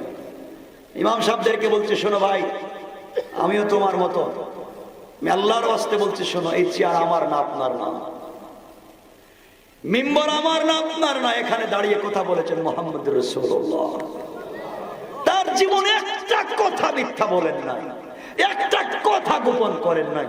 এখানে কথা বলেছেন আবু বকর, ওমর, উসমান, আলী, তারা জীবনে কোনোদিন কথাকে গোপন করেন নাই। চাকরি চলে যায়, চাকরি চলে যাবে, কাজ করে খাবেন, এরপরেও যা আছে বলবেন, এটা আপনার দায়িত্ব। কোরআনের কোনো কথাকে গোপন করা যাবে না। আজকে লজ্জা হয়, অনেক মুরব্বী আছে আজানের সময় দেখবেন দোকানে বসে টেলিভিশন দেখতেছে, পাওয়া যায়। আমি আজকে কিছু বাস্তব কথা বলে দেব, কাল্পনিক না, বাস্তব করা। কষ্ট পাচ্ছেন আমার কথা? উঠবেন, খবর আছে আজকে, পসরা বেদলও যাইতে পারবেন না, মাইন্ড কিন্তু খারাপ আছে আমার। শোনো মুসলমান, একটা কথা বলি, শোনো, আজকে শোনো, আমাকে মারবা না। আমি জানি আপনাদের ক্ষমতা কতটুকু, আমি যদি উল্টাপাল্টা কথা বলি কিছু, আপনাদের ক্ষমতা আমার জানা আছে। এমনি এমনি এই জায়গায় আসি নাই, দুনিয়ার কত দেশ ঘুরাইলাম, এমনি এমনি না। আপনাদের ক্ষমতা আমার জানা আছে। ক্ষমতা কি? স্টেজ থেকে নামাই দিবেন, আর কি রাস্তায় গেলে আমার গাড়ির গ্লাস ভাঙবে, এই শেষ আপনার ক্ষমতা, ঠিক না? আর কি করবেন? চাইলে থানায় পুলিশে বইলে আমার থানায় নিয়ে যাইবেন, এই শেষ। মারতে পারবেন না। আসার আগে আল্লাহরে বইলা সে, আল্লাহ তোমার কথা বলতে যাচ্ছি, তুমি না আমার বন্ধু, তোমার কাছে আমার বডিটাকে আমানত রেখে গেলাম, দ্বীনের কথা বলবো, তুমি কিন্তু হেফাজত করবা। মনে রাখো, এই দেশ ইসলামী আন্দোলনের দেশ, কোরআন সুন্নাহর দেশ, মাদ্রাসা মসজিদের দেশ। এই দেশের ভিতরে কেউ যদি ইসলামী আন্দোলনের কর্মী, কোরআন সুন্নাহওয়ালা উলামায়ে কেরামকে গাল মটকায় দিতে চায়, জিহ্বা কেটে দিতে চায়, বুড়িগঙ্গায় ফেলে দিতে চায়, 30 লক্ষ যুবক জিন্দা, ওদের জিহ্বা টান দিয়ে কেটে ফেলা হবে, কেটে ফেলা হবে, কেটে ফেলা হবে। ঠিক কিনা ধরে রাখো।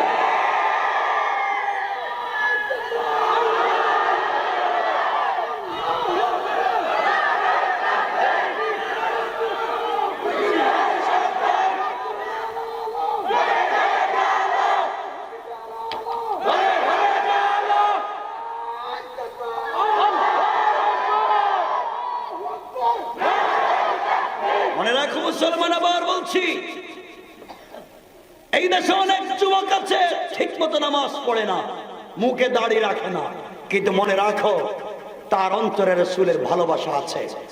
আমি আবার বলছি, সবাইকে সম্মান পূর্বক বলছি, এই বাংলাদেশে কারো বাবার বিরুদ্ধে কথা বললে পার্লামেন্টে আইন আছে, নাই? থাকা দরকার, আছে না নাই? সাইবার ক্রাইমে মামলা হয়, কারো স্বামীর বিরুদ্ধে কথা বললে আইন হয়, কারো ছেলে কারো মেয়ের বিরুদ্ধে কথা বললে আইন আছে না নাই?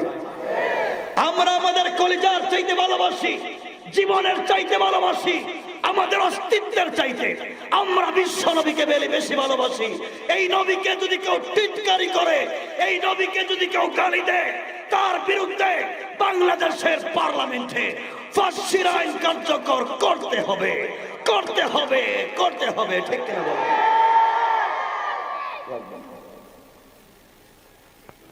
মনে রাখবেন মুসলমান, পাগলকে কোনোদিন বলবেন না যে তুই রাস্তায় উঠে গাড়ি না চাইস না। আজকালকে ওলামায়ে কেরামকে রাস্তাঘাটে, যুবকদেরকে রাস্তাঘাটে যারা টাকনুর উপরে প্যান্ট পরে, যারা পাঞ্জাবি পরে, মুখে দাড়ি রাখে, মাথায় টুপি দেয়, তাদেরকে তালেবান আর সন্ত্রাস বলা হয়। যারা সহ্য করে সালাম দেয়, এটা নাকি তালেবানিক সংস্কৃতি। নাউজুবিল্লাহটা বললেন না? আরে বাংলাদেশে এমন রিক্সাওয়ালা আছে 60 কোটি টাকা রাস্তায় পেয়ে, 60 লাখ টাকা রাস্তায় পেয়ে মালিকের কাছে ফিরিয়ে দিয়েছে। এমন আমার অন্তর রিক্সাওয়ালা বাংলাদেশে আছে, কিন্তু আমাদের নেতা আর নেত্রীরা 60 বস্তা চাউলের লোভ বাদ দিতে পারে নাই।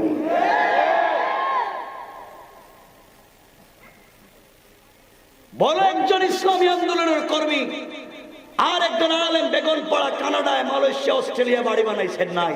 দেখবেন যতগুলো বানাইছে সবগুলো সচিব আর আমলা। আমার টাকা, আমার টাকা, আপনার টাকা। যারা বাংলাদেশে সরকারি চাকরি করেন, আপনি কামলা। কথা বলেন, সংবিধানের ভাষায় আপনি কি কর্মচারী, মানে কামলা না?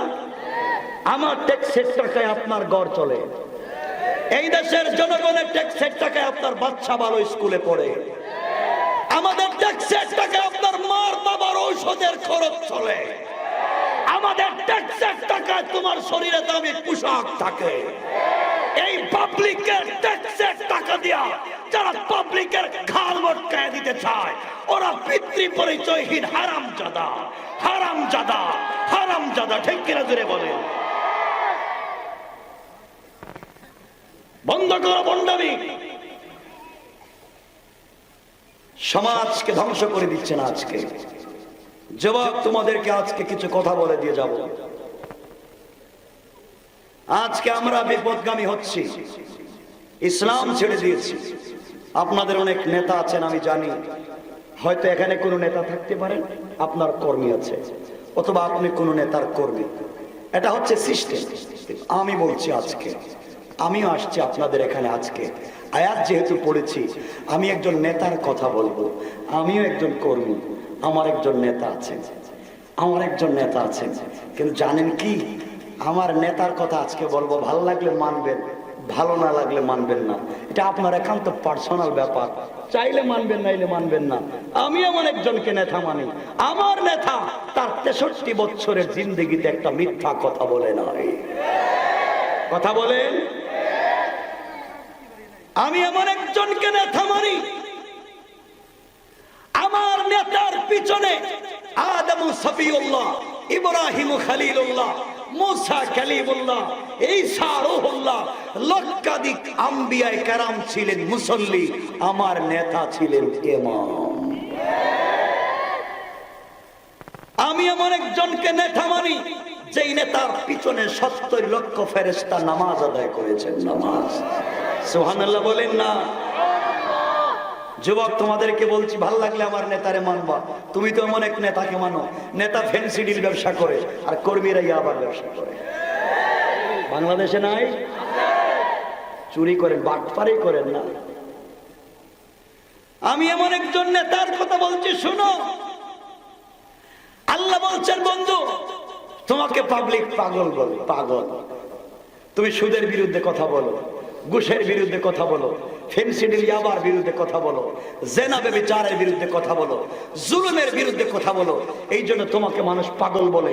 আল্লাহ বলছেন মান তাবে নিয়ামাতু রাব্বিকা বিমাজনুন। পাবলিক আপনাকে পাগল বলে, আপনি আপনার দয়ায় পাগল না। ইন্নাকা লাআলা খুলুকিন আযীম। আসমানের উপরে, আসমানের নিচে, জমিনের উপরে, জমিনের নিচে আমার নবীর মতো আদর্শ আর কারণ নাই। এরপরে বলে, শুনি, আপনাদের চরিত্রের সার্টিফিকেট দেখে, সত্য কথা বলেন, মিথ্যা বলেন, আল্লাহ ঠেকছে আপনার চরিত্রের সার্টিফিকেট দিত, কাজ পায় নাই না। আপনার চরিত্রের সার্টিফিকেট দেন চেয়ারম্যান, মেম্বার, কমিশনার আর পৌরসভার মেয়র। যান না ইউনিয়নে, আমার ভাইও তো সাবেক চেয়ারম্যান দেখতেছি, যান না ইউনিয়নে, গেলে দেখবেন ওনারাই সার্টিফিকেট দেয়, ঠিক না? কিন্তু আমি জানি না, ওনাকে আল্লাহ নিয়ে এসছেন তাফসির মাহফিলের সভাপতি বানাইয়া। আর এমন চেয়ারম্যানও বাংলাদেশে আছে, খাইতে খাইতে পাবলিকের বাতার টাকা, বৃদ্ধের বাতার টাকা, বৃদ্ধার বাতার টাকা, বাচ্চাদের দুধের টাকা, মসজিদের ইটের টাকা, বালুর টাকা, সিমেন্টের টাকা সব খাইয়া নিজের মায়ের বাতার টাকাটাও খায়। আছে না নাই? এই ব্যক্তির কাছে আপনি যান চরিত্রের সার্টিফিকেটের জন্য, যাকে যে এলাকায় জমি দখল করছে তার উপরে মামলা আছে, মসজিদের কেসের টাকা মাইরা খাইছে, মাদ্রাসাটাও মাইরা খাইছে, দাঁড়িয়ে নাভি পর্যন্ত লম্বা রাখছে। ইউনিয়নে গেছে, চেয়ারম্যান দেখো ভাই আমার একটা সার্টিফিকেট দেখো। থ্যাংক ইউ আঙ্কেল, আপনি খুব ভালো মানুষ, লেখা দিলাম। যে লেখছে হ্যাঁ একটা আবু জাহাল, আর যারা লেখা দিছে ও আর একটা আবু জাহাল। কথা বলেন না কেন? চরিত্র ঠিক নাই। আর আমার আল্লাহ আমার রাসূলের চরিত্রের সার্টিফিকেট দিয়ে বলছেন, ইন্নাকা লাআলা খুলুকিন আযীম। বন্ধু তোমার চরিত্র আমার পরে। সুবহানাল্লাহ বলেন, সুবহানাল্লাহ।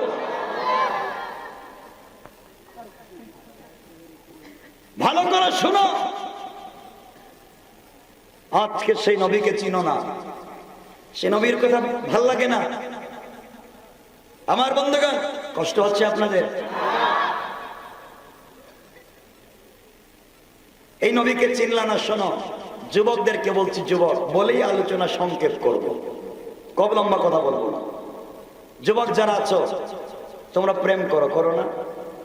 কথা কয় না, ঠিক না? বাপ রে বাপ, ঠিক, খুব ভালো কাজ, ঠিক, খুব মজা না?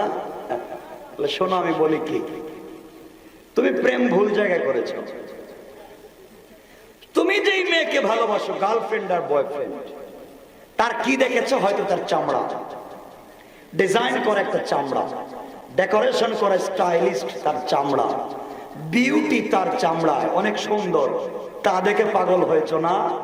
জানো না মরলে 72 ঘন্টার ভিতরে তার চামড়া থেকে বের হবে পোকা। কথা বলেন, তার চামড়া থেকে বের হবে পোকা।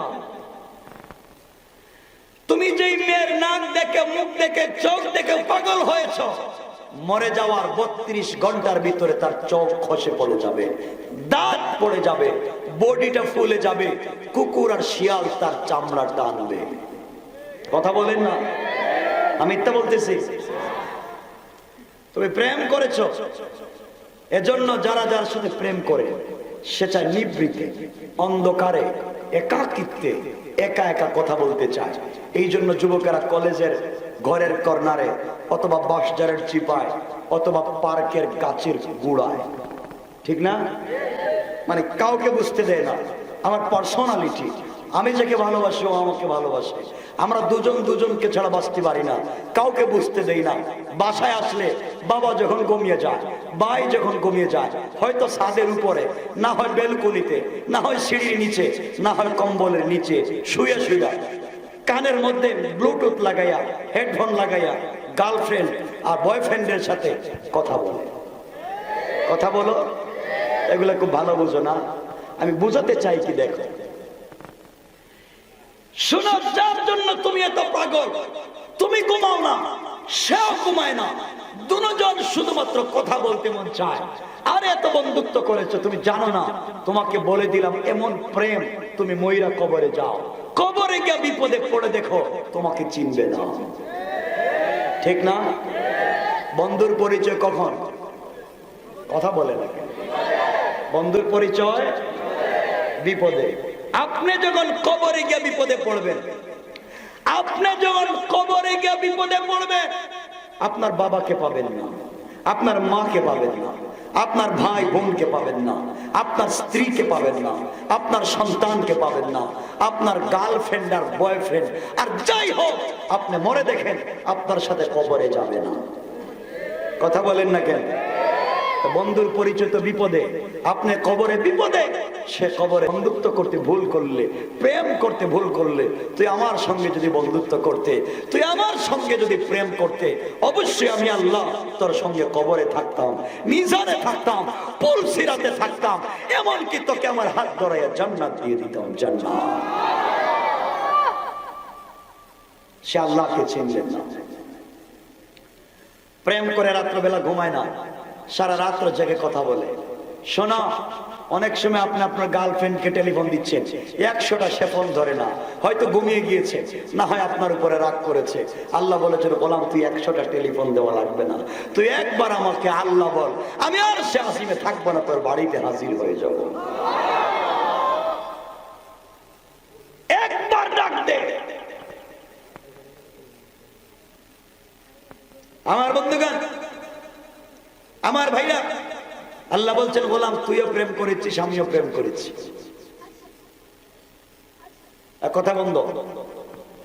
গোলাম তুইও প্রেম করেছিস, আমিও প্রেম করেছি। তুই জানিস আমি আল্লাহর কাছে আরশে আজিম আছে, আমার ভাল লাগে না। আমি আল্লাহ জমিন বানাইছি কোন ফায়া কোন, আসমান বানাইছি, আসমান হয়ে যা হয়ে গেছে, ফেরেশতা হয়ে যা হয়ে গেছে, জিন্নাত হয়ে যা হয়ে গেছে, জান্নাত হয়ে যা হয়ে গেছে, জাহান্নাম হয়ে যা হয়ে গেছে, কোন জিনিস বানাতে হাত লাগাই নাই, বঞ্চিত হয়ে গেছে। আর গোলাম তোকে বানাইছি আমার হাত দিয়া, আমার হাতটা দিয়া তোকে বানাইছি। এই জন্য তোর প্রতি আমার টান আলাদা, আমার প্রেম আলাদা। গোলাম তুই জানিস না, আমার কাছে সিদরাতুল মুনতাহা আছে, আমার ভাল লাগে না। আমার কাছে সারাদিন জিবরাইল বৈশা থাকে, আমার একটু ভাল লাগে না, ওর সাথে কথা বলতে মন লাগে না। গোলাম কেন জানিস? তোর সাথে আমার প্রেম।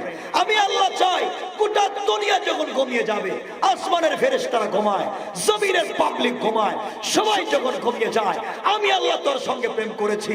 আমি আল্লাহ বলে, গোলাম আল্লাহ তাখুযুহু সিনাতুন ওয়ালা নাওম, আমি আল্লাহ ঘুমাই না, তোর সাথে কথা বলতে চাই। গোলাম ঘুম থেকে উঠে যা, তাহাজ্জুদের সিজদায় পড়ে যা, আমি আল্লাহ তোর সাথে কথা বলতে চাই। কথা কথা শোনেন, আল্লাহ বলছেন, গোলাম আমি বন্ধুত্ব করেছি, আমার এক বন্ধু আছে, এই বন্ধুর নাম মোহাম্মদ ইবনে আব্দুল্লাহ। এত প্রেম করেছি, আমি কোন সময় আমার বন্ধুকে ডাক দিয়ে বলতাম, বন্ধু আমি আল্লাহ তোমার জন্য পাগল, রাত্রবেলা ঘুমাই না, তোমার জন্য ওয়েট করতেছি, তুমি কখন তাহাজ্জুদের সেজদায় এসে আমাকে ডাক দিবে। বন্ধু ফাতেমা ঘুমিয়ে গিয়েছে, বন্ধু খাদিজা ঘুমে, তুমি ঘুম থেকে উঠো, ইয়া আইয়ুহাল মুজাম্মিল ইয়া আইয়ুহাল মুদাসসির কুম ফানজির ওয়া রাব্বাকা ফাকাব্বির ওয়া সিয়াবাকা ফাতাহির, ও চাদরওয়ালা চাদর খোলো। আসমানের মানুষ ঘুমিয়ে গিয়েছে, জমিনের পাবলিক ঘুমায়, মা তার মেয়েকে জড়ায় ঘুমায়, বাবা তার ছেলেকে জড়ায় ঘুমায়, স্বামী তার স্ত্রীকে জড়ায় ঘুমায়, ভাই তার ভাইয়ের সঙ্গে ঘুমায়, বোন তার বোনের সঙ্গে ঘুমায়। আমি আল্লাহ ঘুমাই না, চাদর খোলো, কম্বল ফেলো, তাহাজ্জুদের সেজদায় পড়ো। আমি আল্লাহ বলছি মিন হাবলিল ওয়ারিদ, তোমার গলার রোগের চাইতে আমি আরো কাছে হাজির হয়ে গেছি। আল্লাহ এত কাছে এসে ডাকে, তুমি ভুল জায়গায় প্রেম করেছো।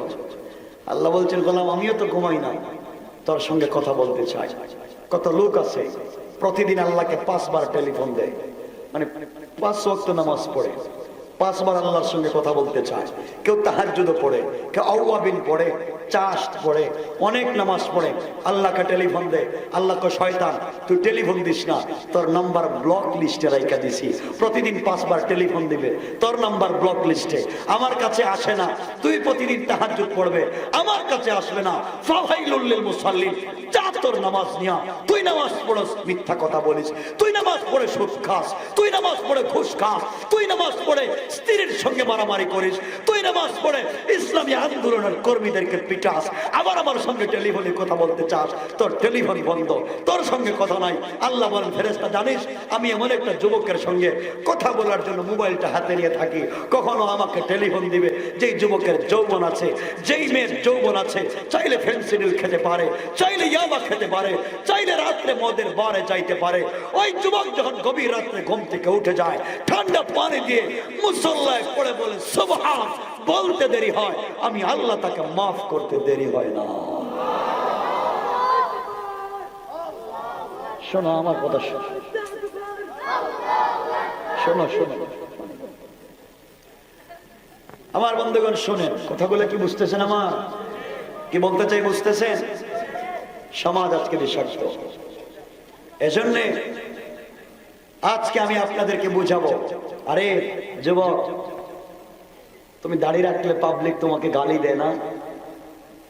প্যান্ট টাকনুর উপরে পড়লে তোমাকে বলে অত অল্ট ডিজাইন করতে পারে না, দাড়ি রাখলে পাবলিক হাসে না? আর তুমি বুঝো নাই যুবক, তোমাকে বলছি, তুমি আজকে কিসের প্রতিযোগিতা করো? আমার মতো 2 ভাই ছিল, মাজ আর মুআওয়াজ, তারাও রাসূলের সামনে প্রতিযোগিতা করেছে, তারা জিহাদের প্রতিযোগিতা করেছে, জীবন দিয়েছে। রাসূলের পাক বদরের যুদ্ধের জন্য সাহাবায়ে কেরামদেরকে জমা করতেছেন। নবীজি বললেন, আবু জাহাল আমার চাচা, আবু লাহাব আমার চাচা, ওরা আমাকে মারতে আসতেছে, আমরা যাব বদরের প্রান্তরে। সাহাবায়ে কেরামকে তৈরি করলেন, এক মায়ের 2 সন্তান, তাদের নাম মাজ আর মুআওয়াজ, ছোট্ট ছোট্ট নাবালক, অপ্রাপ্ত বয়স্ক। তারা 2 জনে এসে বলে, ইয়া রাসূলুল্লাহ, আমরা 2 ভাই আবু জাহালকে কোনোদিন দেখি নাই, ও নাকি আপনাকে গালি দিয়েছে, আমরা 2 ভাই ওরে সাইজ করতে চাই। আল্লাহু আকবার বলেন না?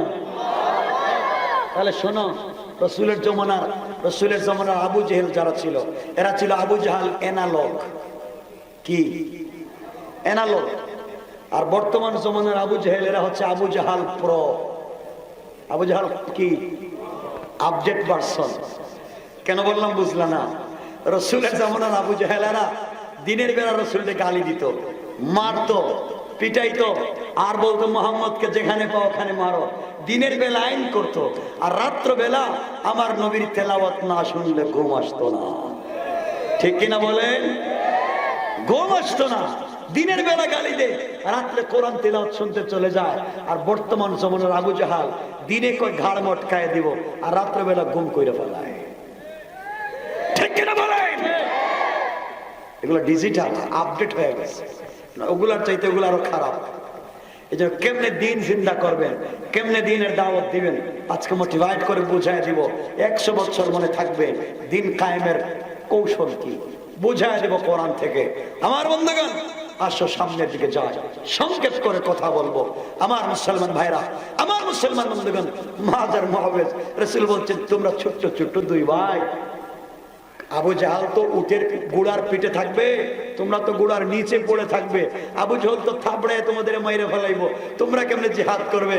তারা কই ইয়া রাসূলুল্লাহ আপনি টেনশন করবেন না, আপনি না বলছেন আল্লাহ বলে দিয়েছেন তোমরা রাস্তায় বাহির হও, তোমাদের জিম্মাদার আমি আল্লাহ। নবীজি বললেন তোমাদের সাহস তো কম না, কি করবা? ইয়া রাসূলুল্লাহ আমরা যুদ্ধে যাইতে চাই। নবীজি বলেন এভাবে না, তোমরা ছোট ছোট দুই ভাই প্রতিযোগিতা হয়ে যাক, কার শক্তি বেশি, এর কে লম্বা বেশি আগে দেখি। নবীজির সামনে সাহাবায়ে কেরাম হাজির, দুই ভাই দাঁড়াইছে কে লম্বা দেখার জন্য। বড় ভাই সামনে দাঁড়ায় বলছে ইয়া রাসূলুল্লাহ দেখেন আমি ছোট ভাই থেকে অনেক লম্বা, আধ হাত লম্বা, আমাকে জিহাদে নেন। ছোট ভাই পিছন থেকে বলে ইয়া রাসূলুল্লাহ আমি আমার ভাইয়ের চাইতে আধ হাত লম্বা। নবীজি বলেন ঠিকই তো, বড় ভাই চাইতে তো ছোট ভাই পিছনে লম্বা দেখা যায়। এ কি রে তোর ছোট ভাই দেখা যায় লম্বা, পিছন দিকে রাসূল তাকায় দেখেন ও আরেকজনের কাঁধের উপরে উঠে গেছে। আল্লাহু আকবার বলেন। জিহাদে যাবে, দিন জিন্দা করবে, প্রতিযোগিতা করতেছে আরেকজনের কাঁধে উঠে। রাসূল বললেন না তোমাদের এভাবে হবে না, যুদ্ধ করো, কুস্তি লাগাও, কুস্তিতে যে এক নাম্বার হবে সেই জিহাদে যাবে। দুনো ভাই যুদ্ধ, কুস্তি লাগাইছে, কুস্তি করতে করতে বড় ভাই ছোট ভাইকে নিচে ফেলাইয়া গাড়ের মধ্যে ধরছে জাতা দিয়া। আল্লাহর রাসূল আপনি দেখেন ও যুদ্ধে কিচ্ছু পারবে না, ও আমার ঘাড়ের নিচে হাত দিয়ে জাতা দিয়ে ধরছি, উঠতে পারবে না, আপনি আমাকে জিহাদে পাঠায়া দেন, আমি শহীদ হব, আমি জান্নাতে যাব, ইসলাম জিন্দা করব, দিন কায়েমের জন্য রক্ত দিব। ছোট ভাই নিচ থেকে বড় ভাইয়ের কানে কানে কয় ভাই রে তুই কানটা আমার ঠোঁটের কাছে দে। বড় ভাই যখন কানটা ঠোঁটের কাছে দিয়েছে, ছোট ভাই বলতেছে ভাই তুই তো আমার মায়ের পেটের ভাই, তুই একা একা জিহাদে যাবে, তুই একা একা যুদ্ধে গিয়ে শহীদ হয়ে জান্নাতে যাবে, তুই তোর ভাইকে নিবে না, তুই একটু নরম হয়ে যা, আমি তোর উপরে উঠে যাই, তুই এ ভাইয়ের শক্তি দেখায়া জিহাদে চলে যা।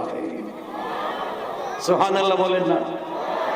কি প্রতিযোগিতা করে। রাসূল বলেন কি রে তোমাদের সিস্টেম আমার জানা হয়ে গেছে, তোমরা বুঝতেছি তোমাদের দুটোটাকে ছাইড়া দেওয়া যায় না, যাও তোমাদেরকে জিহাদের অনুমতি দেয়া গেল।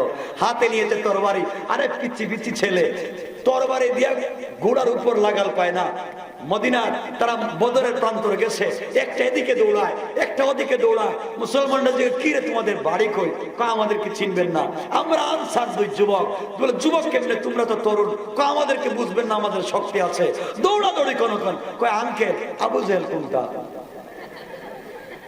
তোমরা আবু জেহেল দিয়ে কি করবে? তোমরা তো পিচ্ছি, আবু জেহেল পাইলে পিটাইবে। আপনি বুঝলেন না, আরে রাসূলের কাছ থেকে অনুমতি নিয়ে আসছি, আমরা দুই ভাই প্রতিজ্ঞা করেছি আবু জেহেলের না মাইরা আমরা বাড়িতে যাব না। সুবহানাল্লাহ একটু জোরে বলেন। দিন এমনি জিন্দা হয় নাই, দিন এমনি আসে নাই। তো লম্বা কথা, লম্বা কথা, আবু জাহাল দেখছে দুইটা পিচ্ছি এত দ্রুত গতিতে দৌড়ায় যুদ্ধের ময়দানে। একজন সাহাবী বলছেন এই যে একজন ভাই মাস বলতে আঙ্কেল আবু জাহেল কোনটা? এই যে গোড়ার পিঠে নেতা। তুই কি করবে? আঙ্কেল আমার কাজ আছে।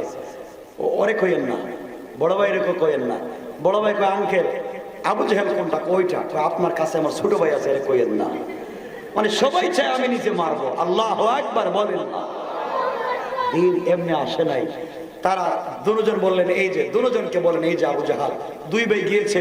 আবু জাহাল কয় কি রে তোমরা দুইটা এখানে কেন আসছো? বাবা তোমাদের বাড়ি কয়? কয় আঙ্কেল আপনার সঙ্গে একটু কথা আছে। বলে কি কথা? আমি কি গুড়া থেকে নামবো? গুড়াটা একটু থামাও, তোমার সাথে কথা আছে। ছোট ভাই বড় ভাই রে কয় তুই পিছন দিকে যা, আমি সামনের দিকে যাই, ওর গুড়াটা থামাইবো, আর দুজন আচ্ছা মতো পিছন। আল্লাহু আকবার বলো, আল্লাহু আকবার। আবু জাহাল গোড়া থামাইছে। দুই ভাই এমন মায়ের শুরু করছে, গোড়ার থেকে নিচে পড়ে গেছে, হাত কেটে গেছে, গলা কেটে গেছে, বাসু কেটে গেছে। দুই ভাই বলছে আমাদেরকে চিনলে না, তুই নাকি আমার নবীকে গালি দিছিস, এখন তোরে সাইজ করবো। সুতরাং যুবকদেরকে বলছে শোনো, আজ যারা বাংলাদেশে আমার রাসূলকে গালি দেয়, এইভাবে একটা যুবক যদি দাঁড়িয়ে যায়, ওই কাফেরেরা পালাবার পথ খুঁজে পাবে না। ঠিক কিনা বলে?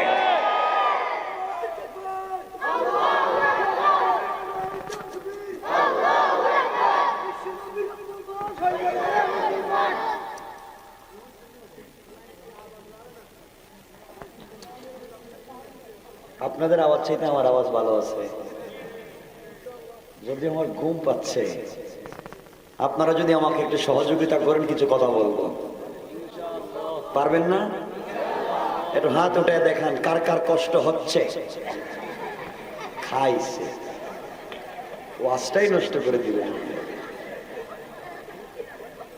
কষ্ট হচ্ছে? এমনি হাত উঠে গেছে না? যুবক শোনো, আজকে তোমাদেরকে জিতাইয়া দিতে চাই, জিতাইয়া। ভয় পাচ্ছ না? আরে এখন না, ইসলামের জন্য দাওয়াত দিতে ভয় পাও না? না কয় ভয় পাও না? মাইরা ফেলাইব। আরে আল্লাহ বলছেন, ওয়া মাকারু ওয়া মাকার আল্লাহ ওয়াল্লাহু খায়রুল মাকিরিন। ওরা যে কৌশল করবে ওগুলো আমি আল্লাহর কাছে পাত্তাই পায় না। আমি আল্লাহর কৌশল আরো বড়। তারা যে জিনিস দিয়া দিন বন্ধ করে দিতে চায়, আমি ওই জিনিস দিয়া দিন জিন্দা করে দিতে চাই।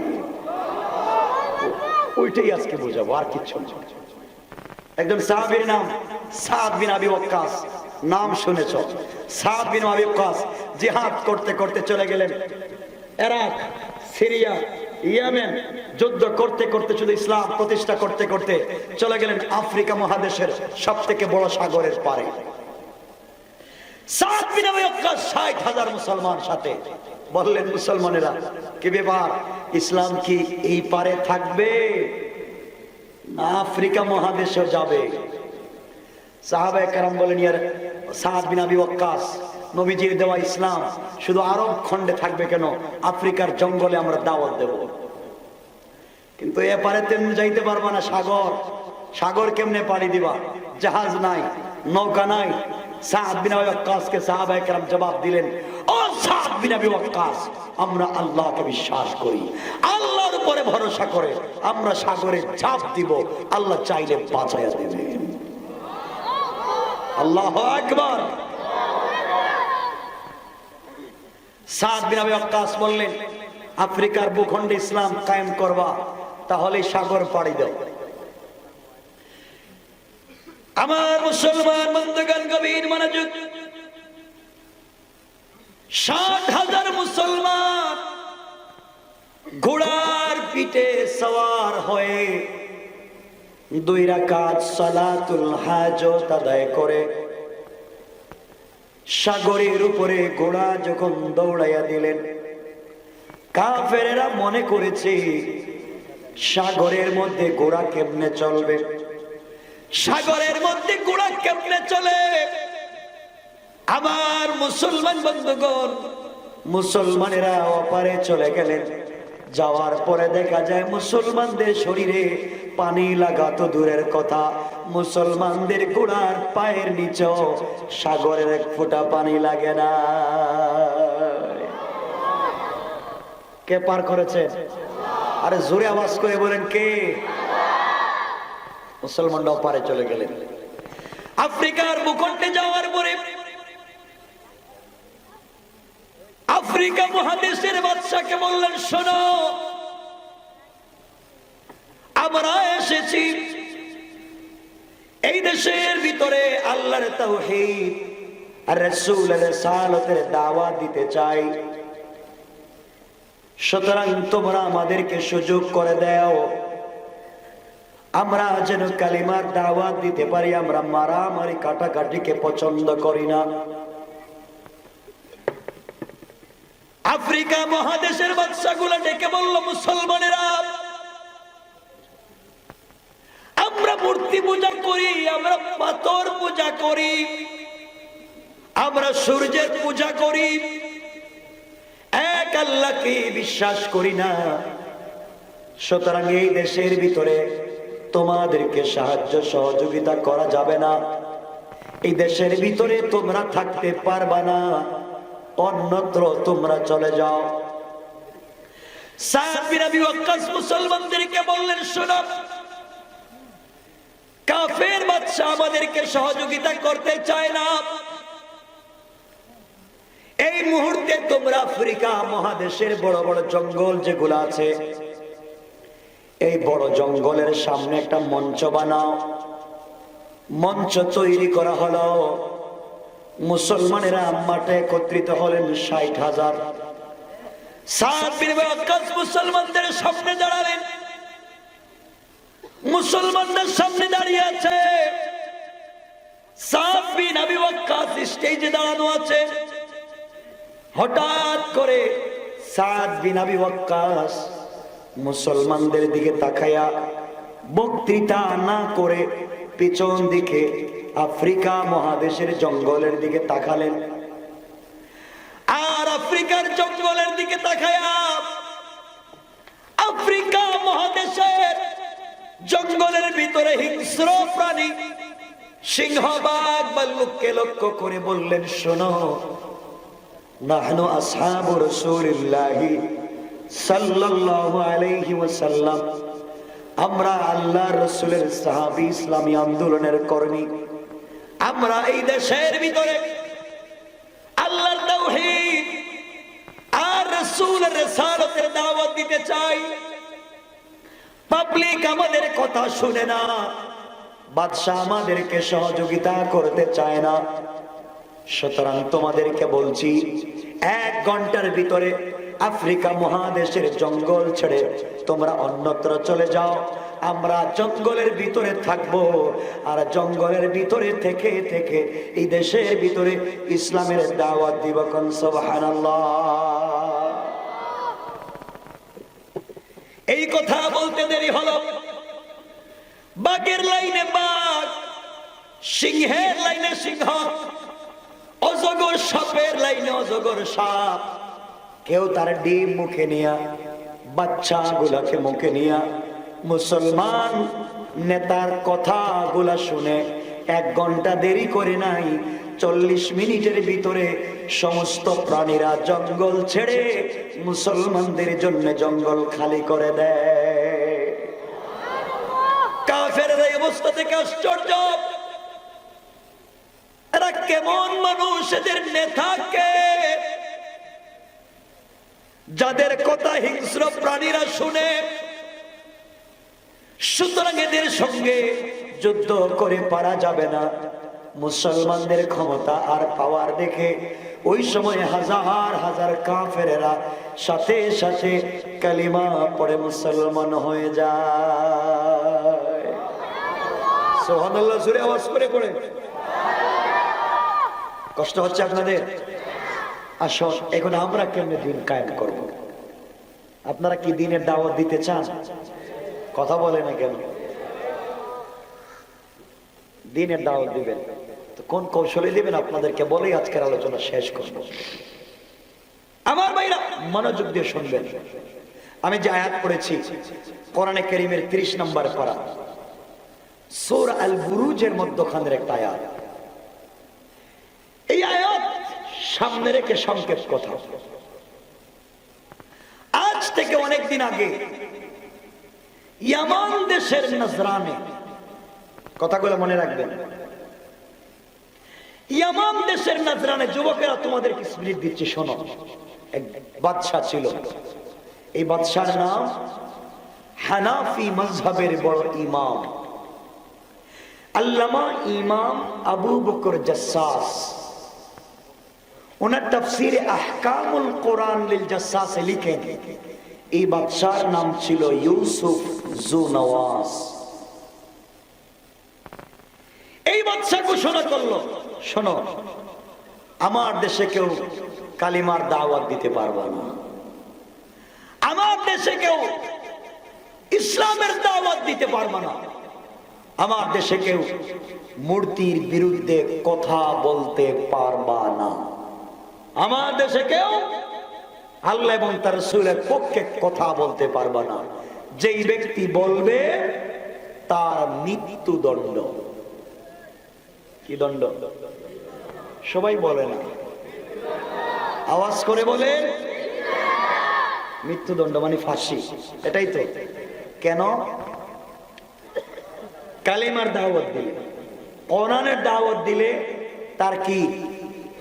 সবাই বলে, কেউ আর দাওয়াত দেয় না, কারণ দিয়া মহিলা লাভ আছে? দিলেই কালিমার দাওয়াত দিলে মৃত্যুদণ্ড। দেখেন কেমনে যায়। আমার মুসলমান বন্ধুগণ গভীর মনোযোগ। বাদশাহ ইউসুফ জুনওয়াজ তার দেশে ঘোষণা করে দিল, আমার দেশে কেউ কালিমার দাওয়াত দিতে পারবে না। যেই ব্যক্তি কালিমার দাওয়াত দিবে তার মৃত্যুদণ্ড। এই কথা বলবার পরে এই দেশের ভিতরে কেউ কালিমার দাওয়াত দেয় না। এইভাবে চলে গেল 2 যুগ, 24টা বছর চলে গেল। চলে যাওয়ার পরে বাদশাহ চিন্তা করে, আমার তো বয়স বেশি হয়ে যাচ্ছে, মৃত্যুর সময় চলে এসেছে, না জানি কখন মরে যায়। আমি এই দেশে কালিমার দাওয়াত দিতে দেই নাই, ইসলামের দাওয়াত দিতে দেই নাই। আমি যদি এখন মরে যাই, আর কোনোভাবে এই দেশের কালিমাওয়ালা, ইসলামওয়ালা, টুপিওয়ালা, মোল্লা মৌলবী আর যুবকদের কাছে যদি এই দেশের ক্ষমতা চলে যায়, যাদেরকে কালিমার দাওয়াত দিতে দেই নাই, যাদেরকে আল্লাহ এবং তার রাসূলের দাওয়াত দিতে দেই নাই, কোনোভাবে যদি তাদের কাছে ক্ষমতা চলে যায়, ওদেরকে যে আঘাত করেছি, নির্যাতন করেছি, প্রতিশোধ নিলে আমাকে ব্রাশ ফায়ার। কথা বলেন, সবাই বলেন। বাদশা চিন্তা করে, এই দেশের ভিতরে কালিমার দাওয়াত দিতে দেই নাই, যদি এদের হাতে ক্ষমতা যায় আমাকে ব্রাশ ফায়ার করে মেরে ফেলবে। এই চিন্তা করে বাদশা ইউসুফ জুনওয়াজ গোটা দুনিয়ার সব থেকে বড় যে জাদুকর ছিল, ওই জাদুকরের কাছে গিয়ে বলছে, বাবা তোমার কাছে আমি একটা জিনিসের জন্য এসেছি। আমি চাই আমি মরে গেলে এই দেশের ক্ষমতায় আমার ছেলে থাকবে, আমার ছেলে মরে গেলে তার ছেলে, সে মরে গেলে তার ছেলে, এভাবে যুগের পর যুগ, কালের পর কাল আমার পরিবার থেকে এই দেশের শাসন ক্ষমতা পরিচালিত হবে। পৃথিবীর কেউ যেন সুযোগ না পায়, এই ব্যবস্থা কি তুমি করে দিতে পারবা? বিনিময়ে যা চাইবা তাই আমি তোমাকে দেব। এবার জাদুকর ডাক দিয়ে বলছে, বাদশাহ ইউসুফ জুনওয়াজ, তুমি চাও তুমি মরে গেলে এই দেশের ক্ষমতায় তোমার ছেলে থাকবে, সে মরে গেলে তার ছেলে, আমি করে দিতে পারবো। বিনিময়ে আমি যা চাইবো আপনাকে তা দেওয়া লাগবে। বাদশাহ ডেকে ডেকে বলছে, শোনো, যা চাইবা আমি তা দিতে রাজি। এমন সময় জাদুকর বলছে, 1 নাম্বার, আপনি যদি চান আপনি মরে গেলে এই দেশের ক্ষমতা আপনার পরিবার থেকে চলবে, আপনি আপনার দেশ থেকে শিক্ষিত একটা চালাক প্রত্যুৎপন্নমতি একটা যুবককে আমার কাছে পাঠিয়ে দাও। বাদশা ডাক দিয়া বলছে, ও জাদুকর, একটা মাত্র যুবক যদি তোমার কাছে পাঠায়া দেয়, এই যুবকের মাধ্যমে তুমি কেমনে এই দেশের ক্ষমতা আমার কাছে দিবা, আমার বুঝে আসে না। জাদুকর বলতেছে, কৌশলটা তাহলে বলে দেই, শোনো, একটা শিক্ষিত যুবককে আমার কাছে যদি দিতে পারো, ওই যুবকটাকে আমার মতো করে জাদুবিদ্যা শিক্ষা দেব, মিথ্যা ধান্দা মান্দা বেঈমানি শিক্ষা দেব, কৌশল শিক্ষা দেব, আর জাদুবিদ্যা শিক্ষা করে ওই যুবক আপনার দেশে যাওয়ার পরে এই জাদুর মাধ্যমে, এই জাদুবিদ্যার মাধ্যমে এই যুবক আপনার দেশে যাওয়ার পরে বাবা ছেলেতে ঝগড়া লাগাই দিবে, মা মেয়ে ঝগড়া, বাবা ছেলে ঝগড়া, ভাইয়ে ভাইয়ে ঝগড়া, বন্ধুয়ে বন্ধুয়ে ঝগড়া, হুজুরে হুজুরে মারামারি, আর পীরে পীরে গুতাগুতি। কথা বলেন। হুজুরে হুজুরে মারামারি আর পীরে পীরে নিজেরাই মারামারি করবে। আপনি আপনার দেশ চালাবেন, আপনার বিরুদ্ধে লাগবার মতো সময় ওরা পাবে না। ঠিক নেই? আপনি আপনার দেশ চালাবেন, আপনার বিরুদ্ধে লাগবার টাইম নেই। এই কন্ডিশন কি বাংলাদেশে আছে? সবাই বলেন না যে আপনি আপনার দেশ চালান। আর হুজুরে হুজুরে মারামারি, এই হুজুরে হুজুরে তো কাফের, এক ছাগল, এক গরু, অক্ষয় বল, ঠিক না? কথা বলেন না কেন? শুধু ফতোয়া ডেলিভারি দেয় প্রতিদিন, এক হুজুর আরেক হুজুরের বিরুদ্ধে, এক পীর আরেক পীরের বিরুদ্ধে মারামারি। বাংলাদেশে আসেনি এটা? কথা হয় না কে? জাদুকর বলতেছে বাবা একটা যুবকরে দেও, এমন কৌশল শিখামো ও আপনার দেশে মারামারি লাগাই দিবে। এরা সারা জিন্দেগি তারা নিজেরাই গোরের মায়ের শেষ করতে পারবে না, ঐক্যবদ্ধ হতে পারবে না, আপনার বিরুদ্ধে লাগতেও পারবে না। ঠিক কি না? বাংলাদেশে আসেনি এমন সিস্টেম? কথা বলেন আছে না নাই? চলছে। জাদুকর কই দিতেছি একটা যুবক শিক্ষিত, কারণ একটা শিক্ষিত, মনে রাখবেন অশিক্ষিত বন্ধুর চাইতে শিক্ষিত দুশ্মনও ভালো, মনে রাখবেন। আমার বন্ধুগণ, বাদশা গোটা দেশ তালাশ করে একটা যুবকরে পাইছে। এই যুবকের নাম আল্লামা জারুল্লাহ জামাখশরী, তাফসীরে কাশাফে এই যুবকের নাম দিয়েছেন আব্দুল্লাহ বিন তামের। কথাগুলো মনোযোগ দিয়ে শুনবেন। বাদশা কয় বাবা তুমি শুধু জাদুবিদ্যা শিক্ষা করে আমার দেশে একটা গন্ডগোল লাগাইয়া দাও, উল্টা পাল্টা ফতোয়া দেওয়া শুরু করে দিবা, আর আমি যা করা লাগে কইরা দিব, যা চাইবা। থ্যাংক ইউ আঙ্কেল, আমি যাচ্ছি তো জাদুবিদ্যা শিক্ষার জন্য। আমার মুসলমান বন্ধুগণ, আব্দুল্লাহ বিন তামের জাদুবিদ্যা শিক্ষার জন্য যায়।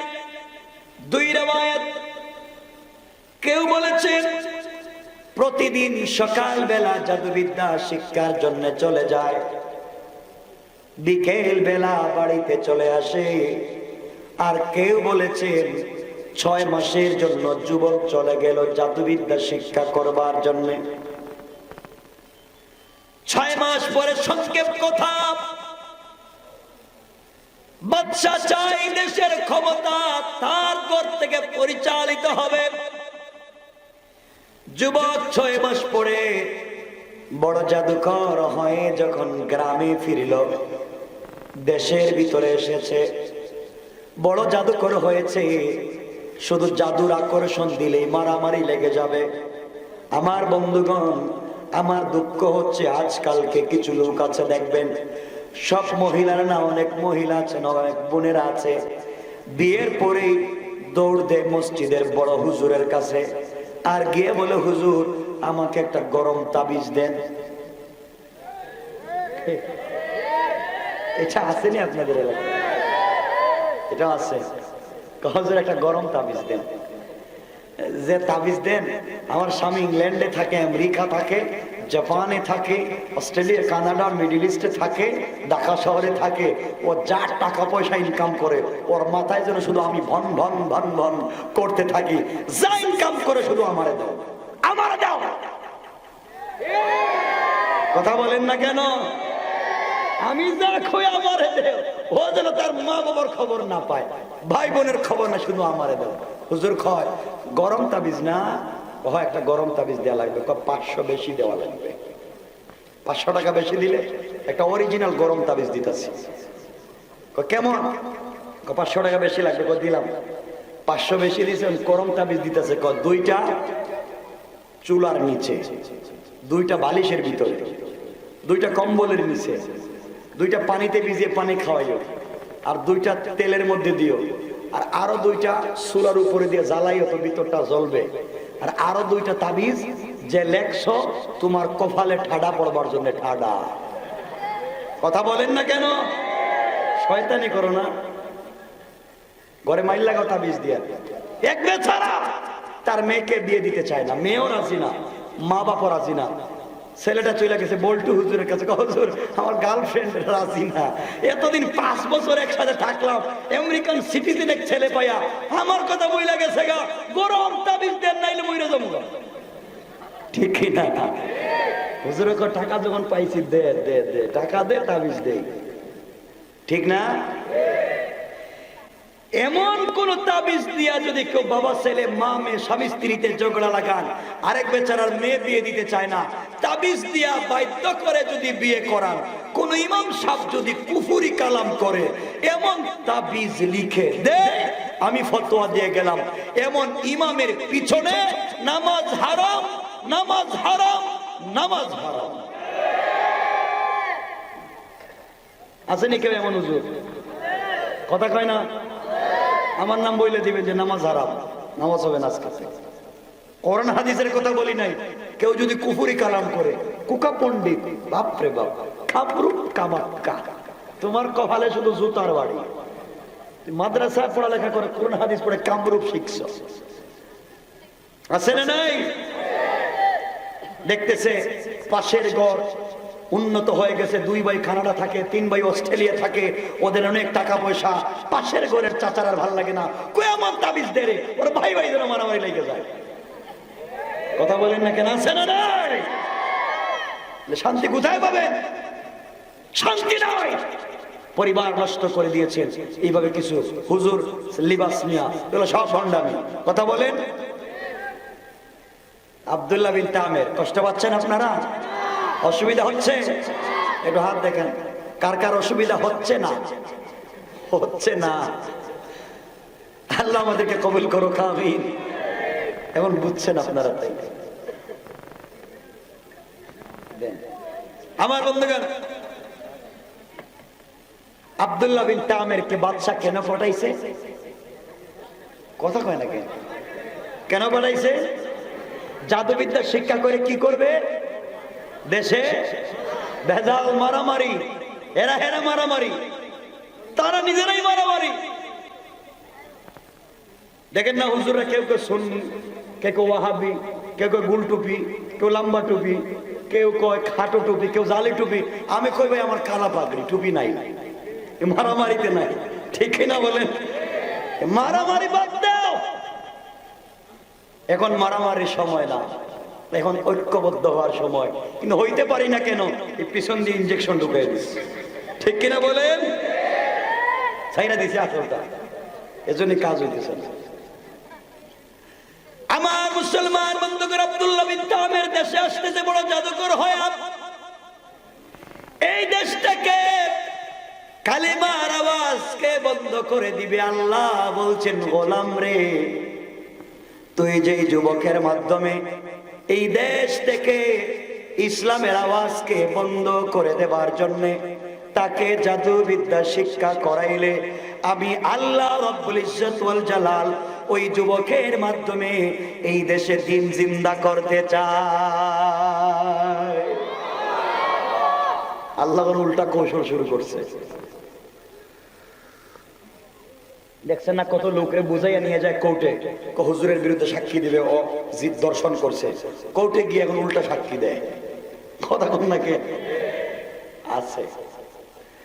যুবক যখন চলে যায়, রাস্তায় গিয়ে দেখে মাথায় পাগড়ি, পরনে সুন্দর লেবাস, মুখের মধ্যে সাদা দাড়ি, একজন আল্লাহওয়ালা মুরব্বী গাছের গোড়ায় বসে বসে সত্য ধর্ম কালিমার দাওয়াত দিতেছেন। সুবহানাল্লাহ। যুবক কাছে গিয়ে জিজ্ঞাসা করে, আঙ্কেল আপনি এখানে কি করেন?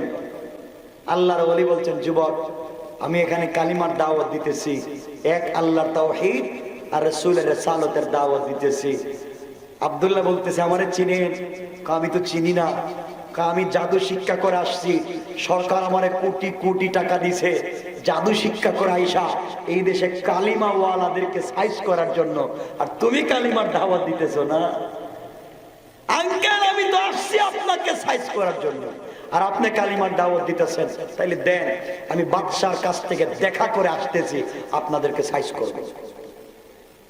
কি দিছে? হুমকি। কি দিছে?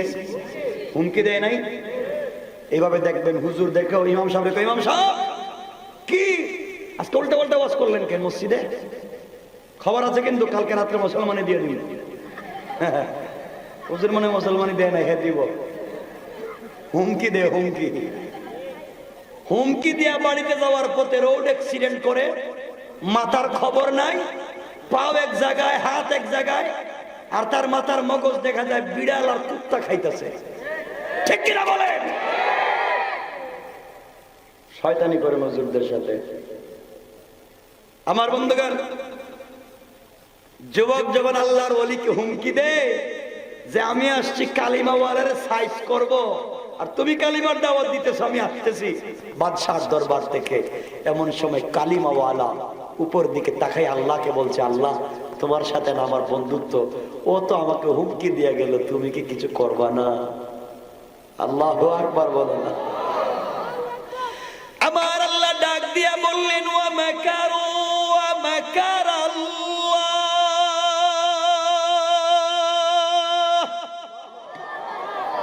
ওয়াল্লাহু খায়রুল মাকিরিন।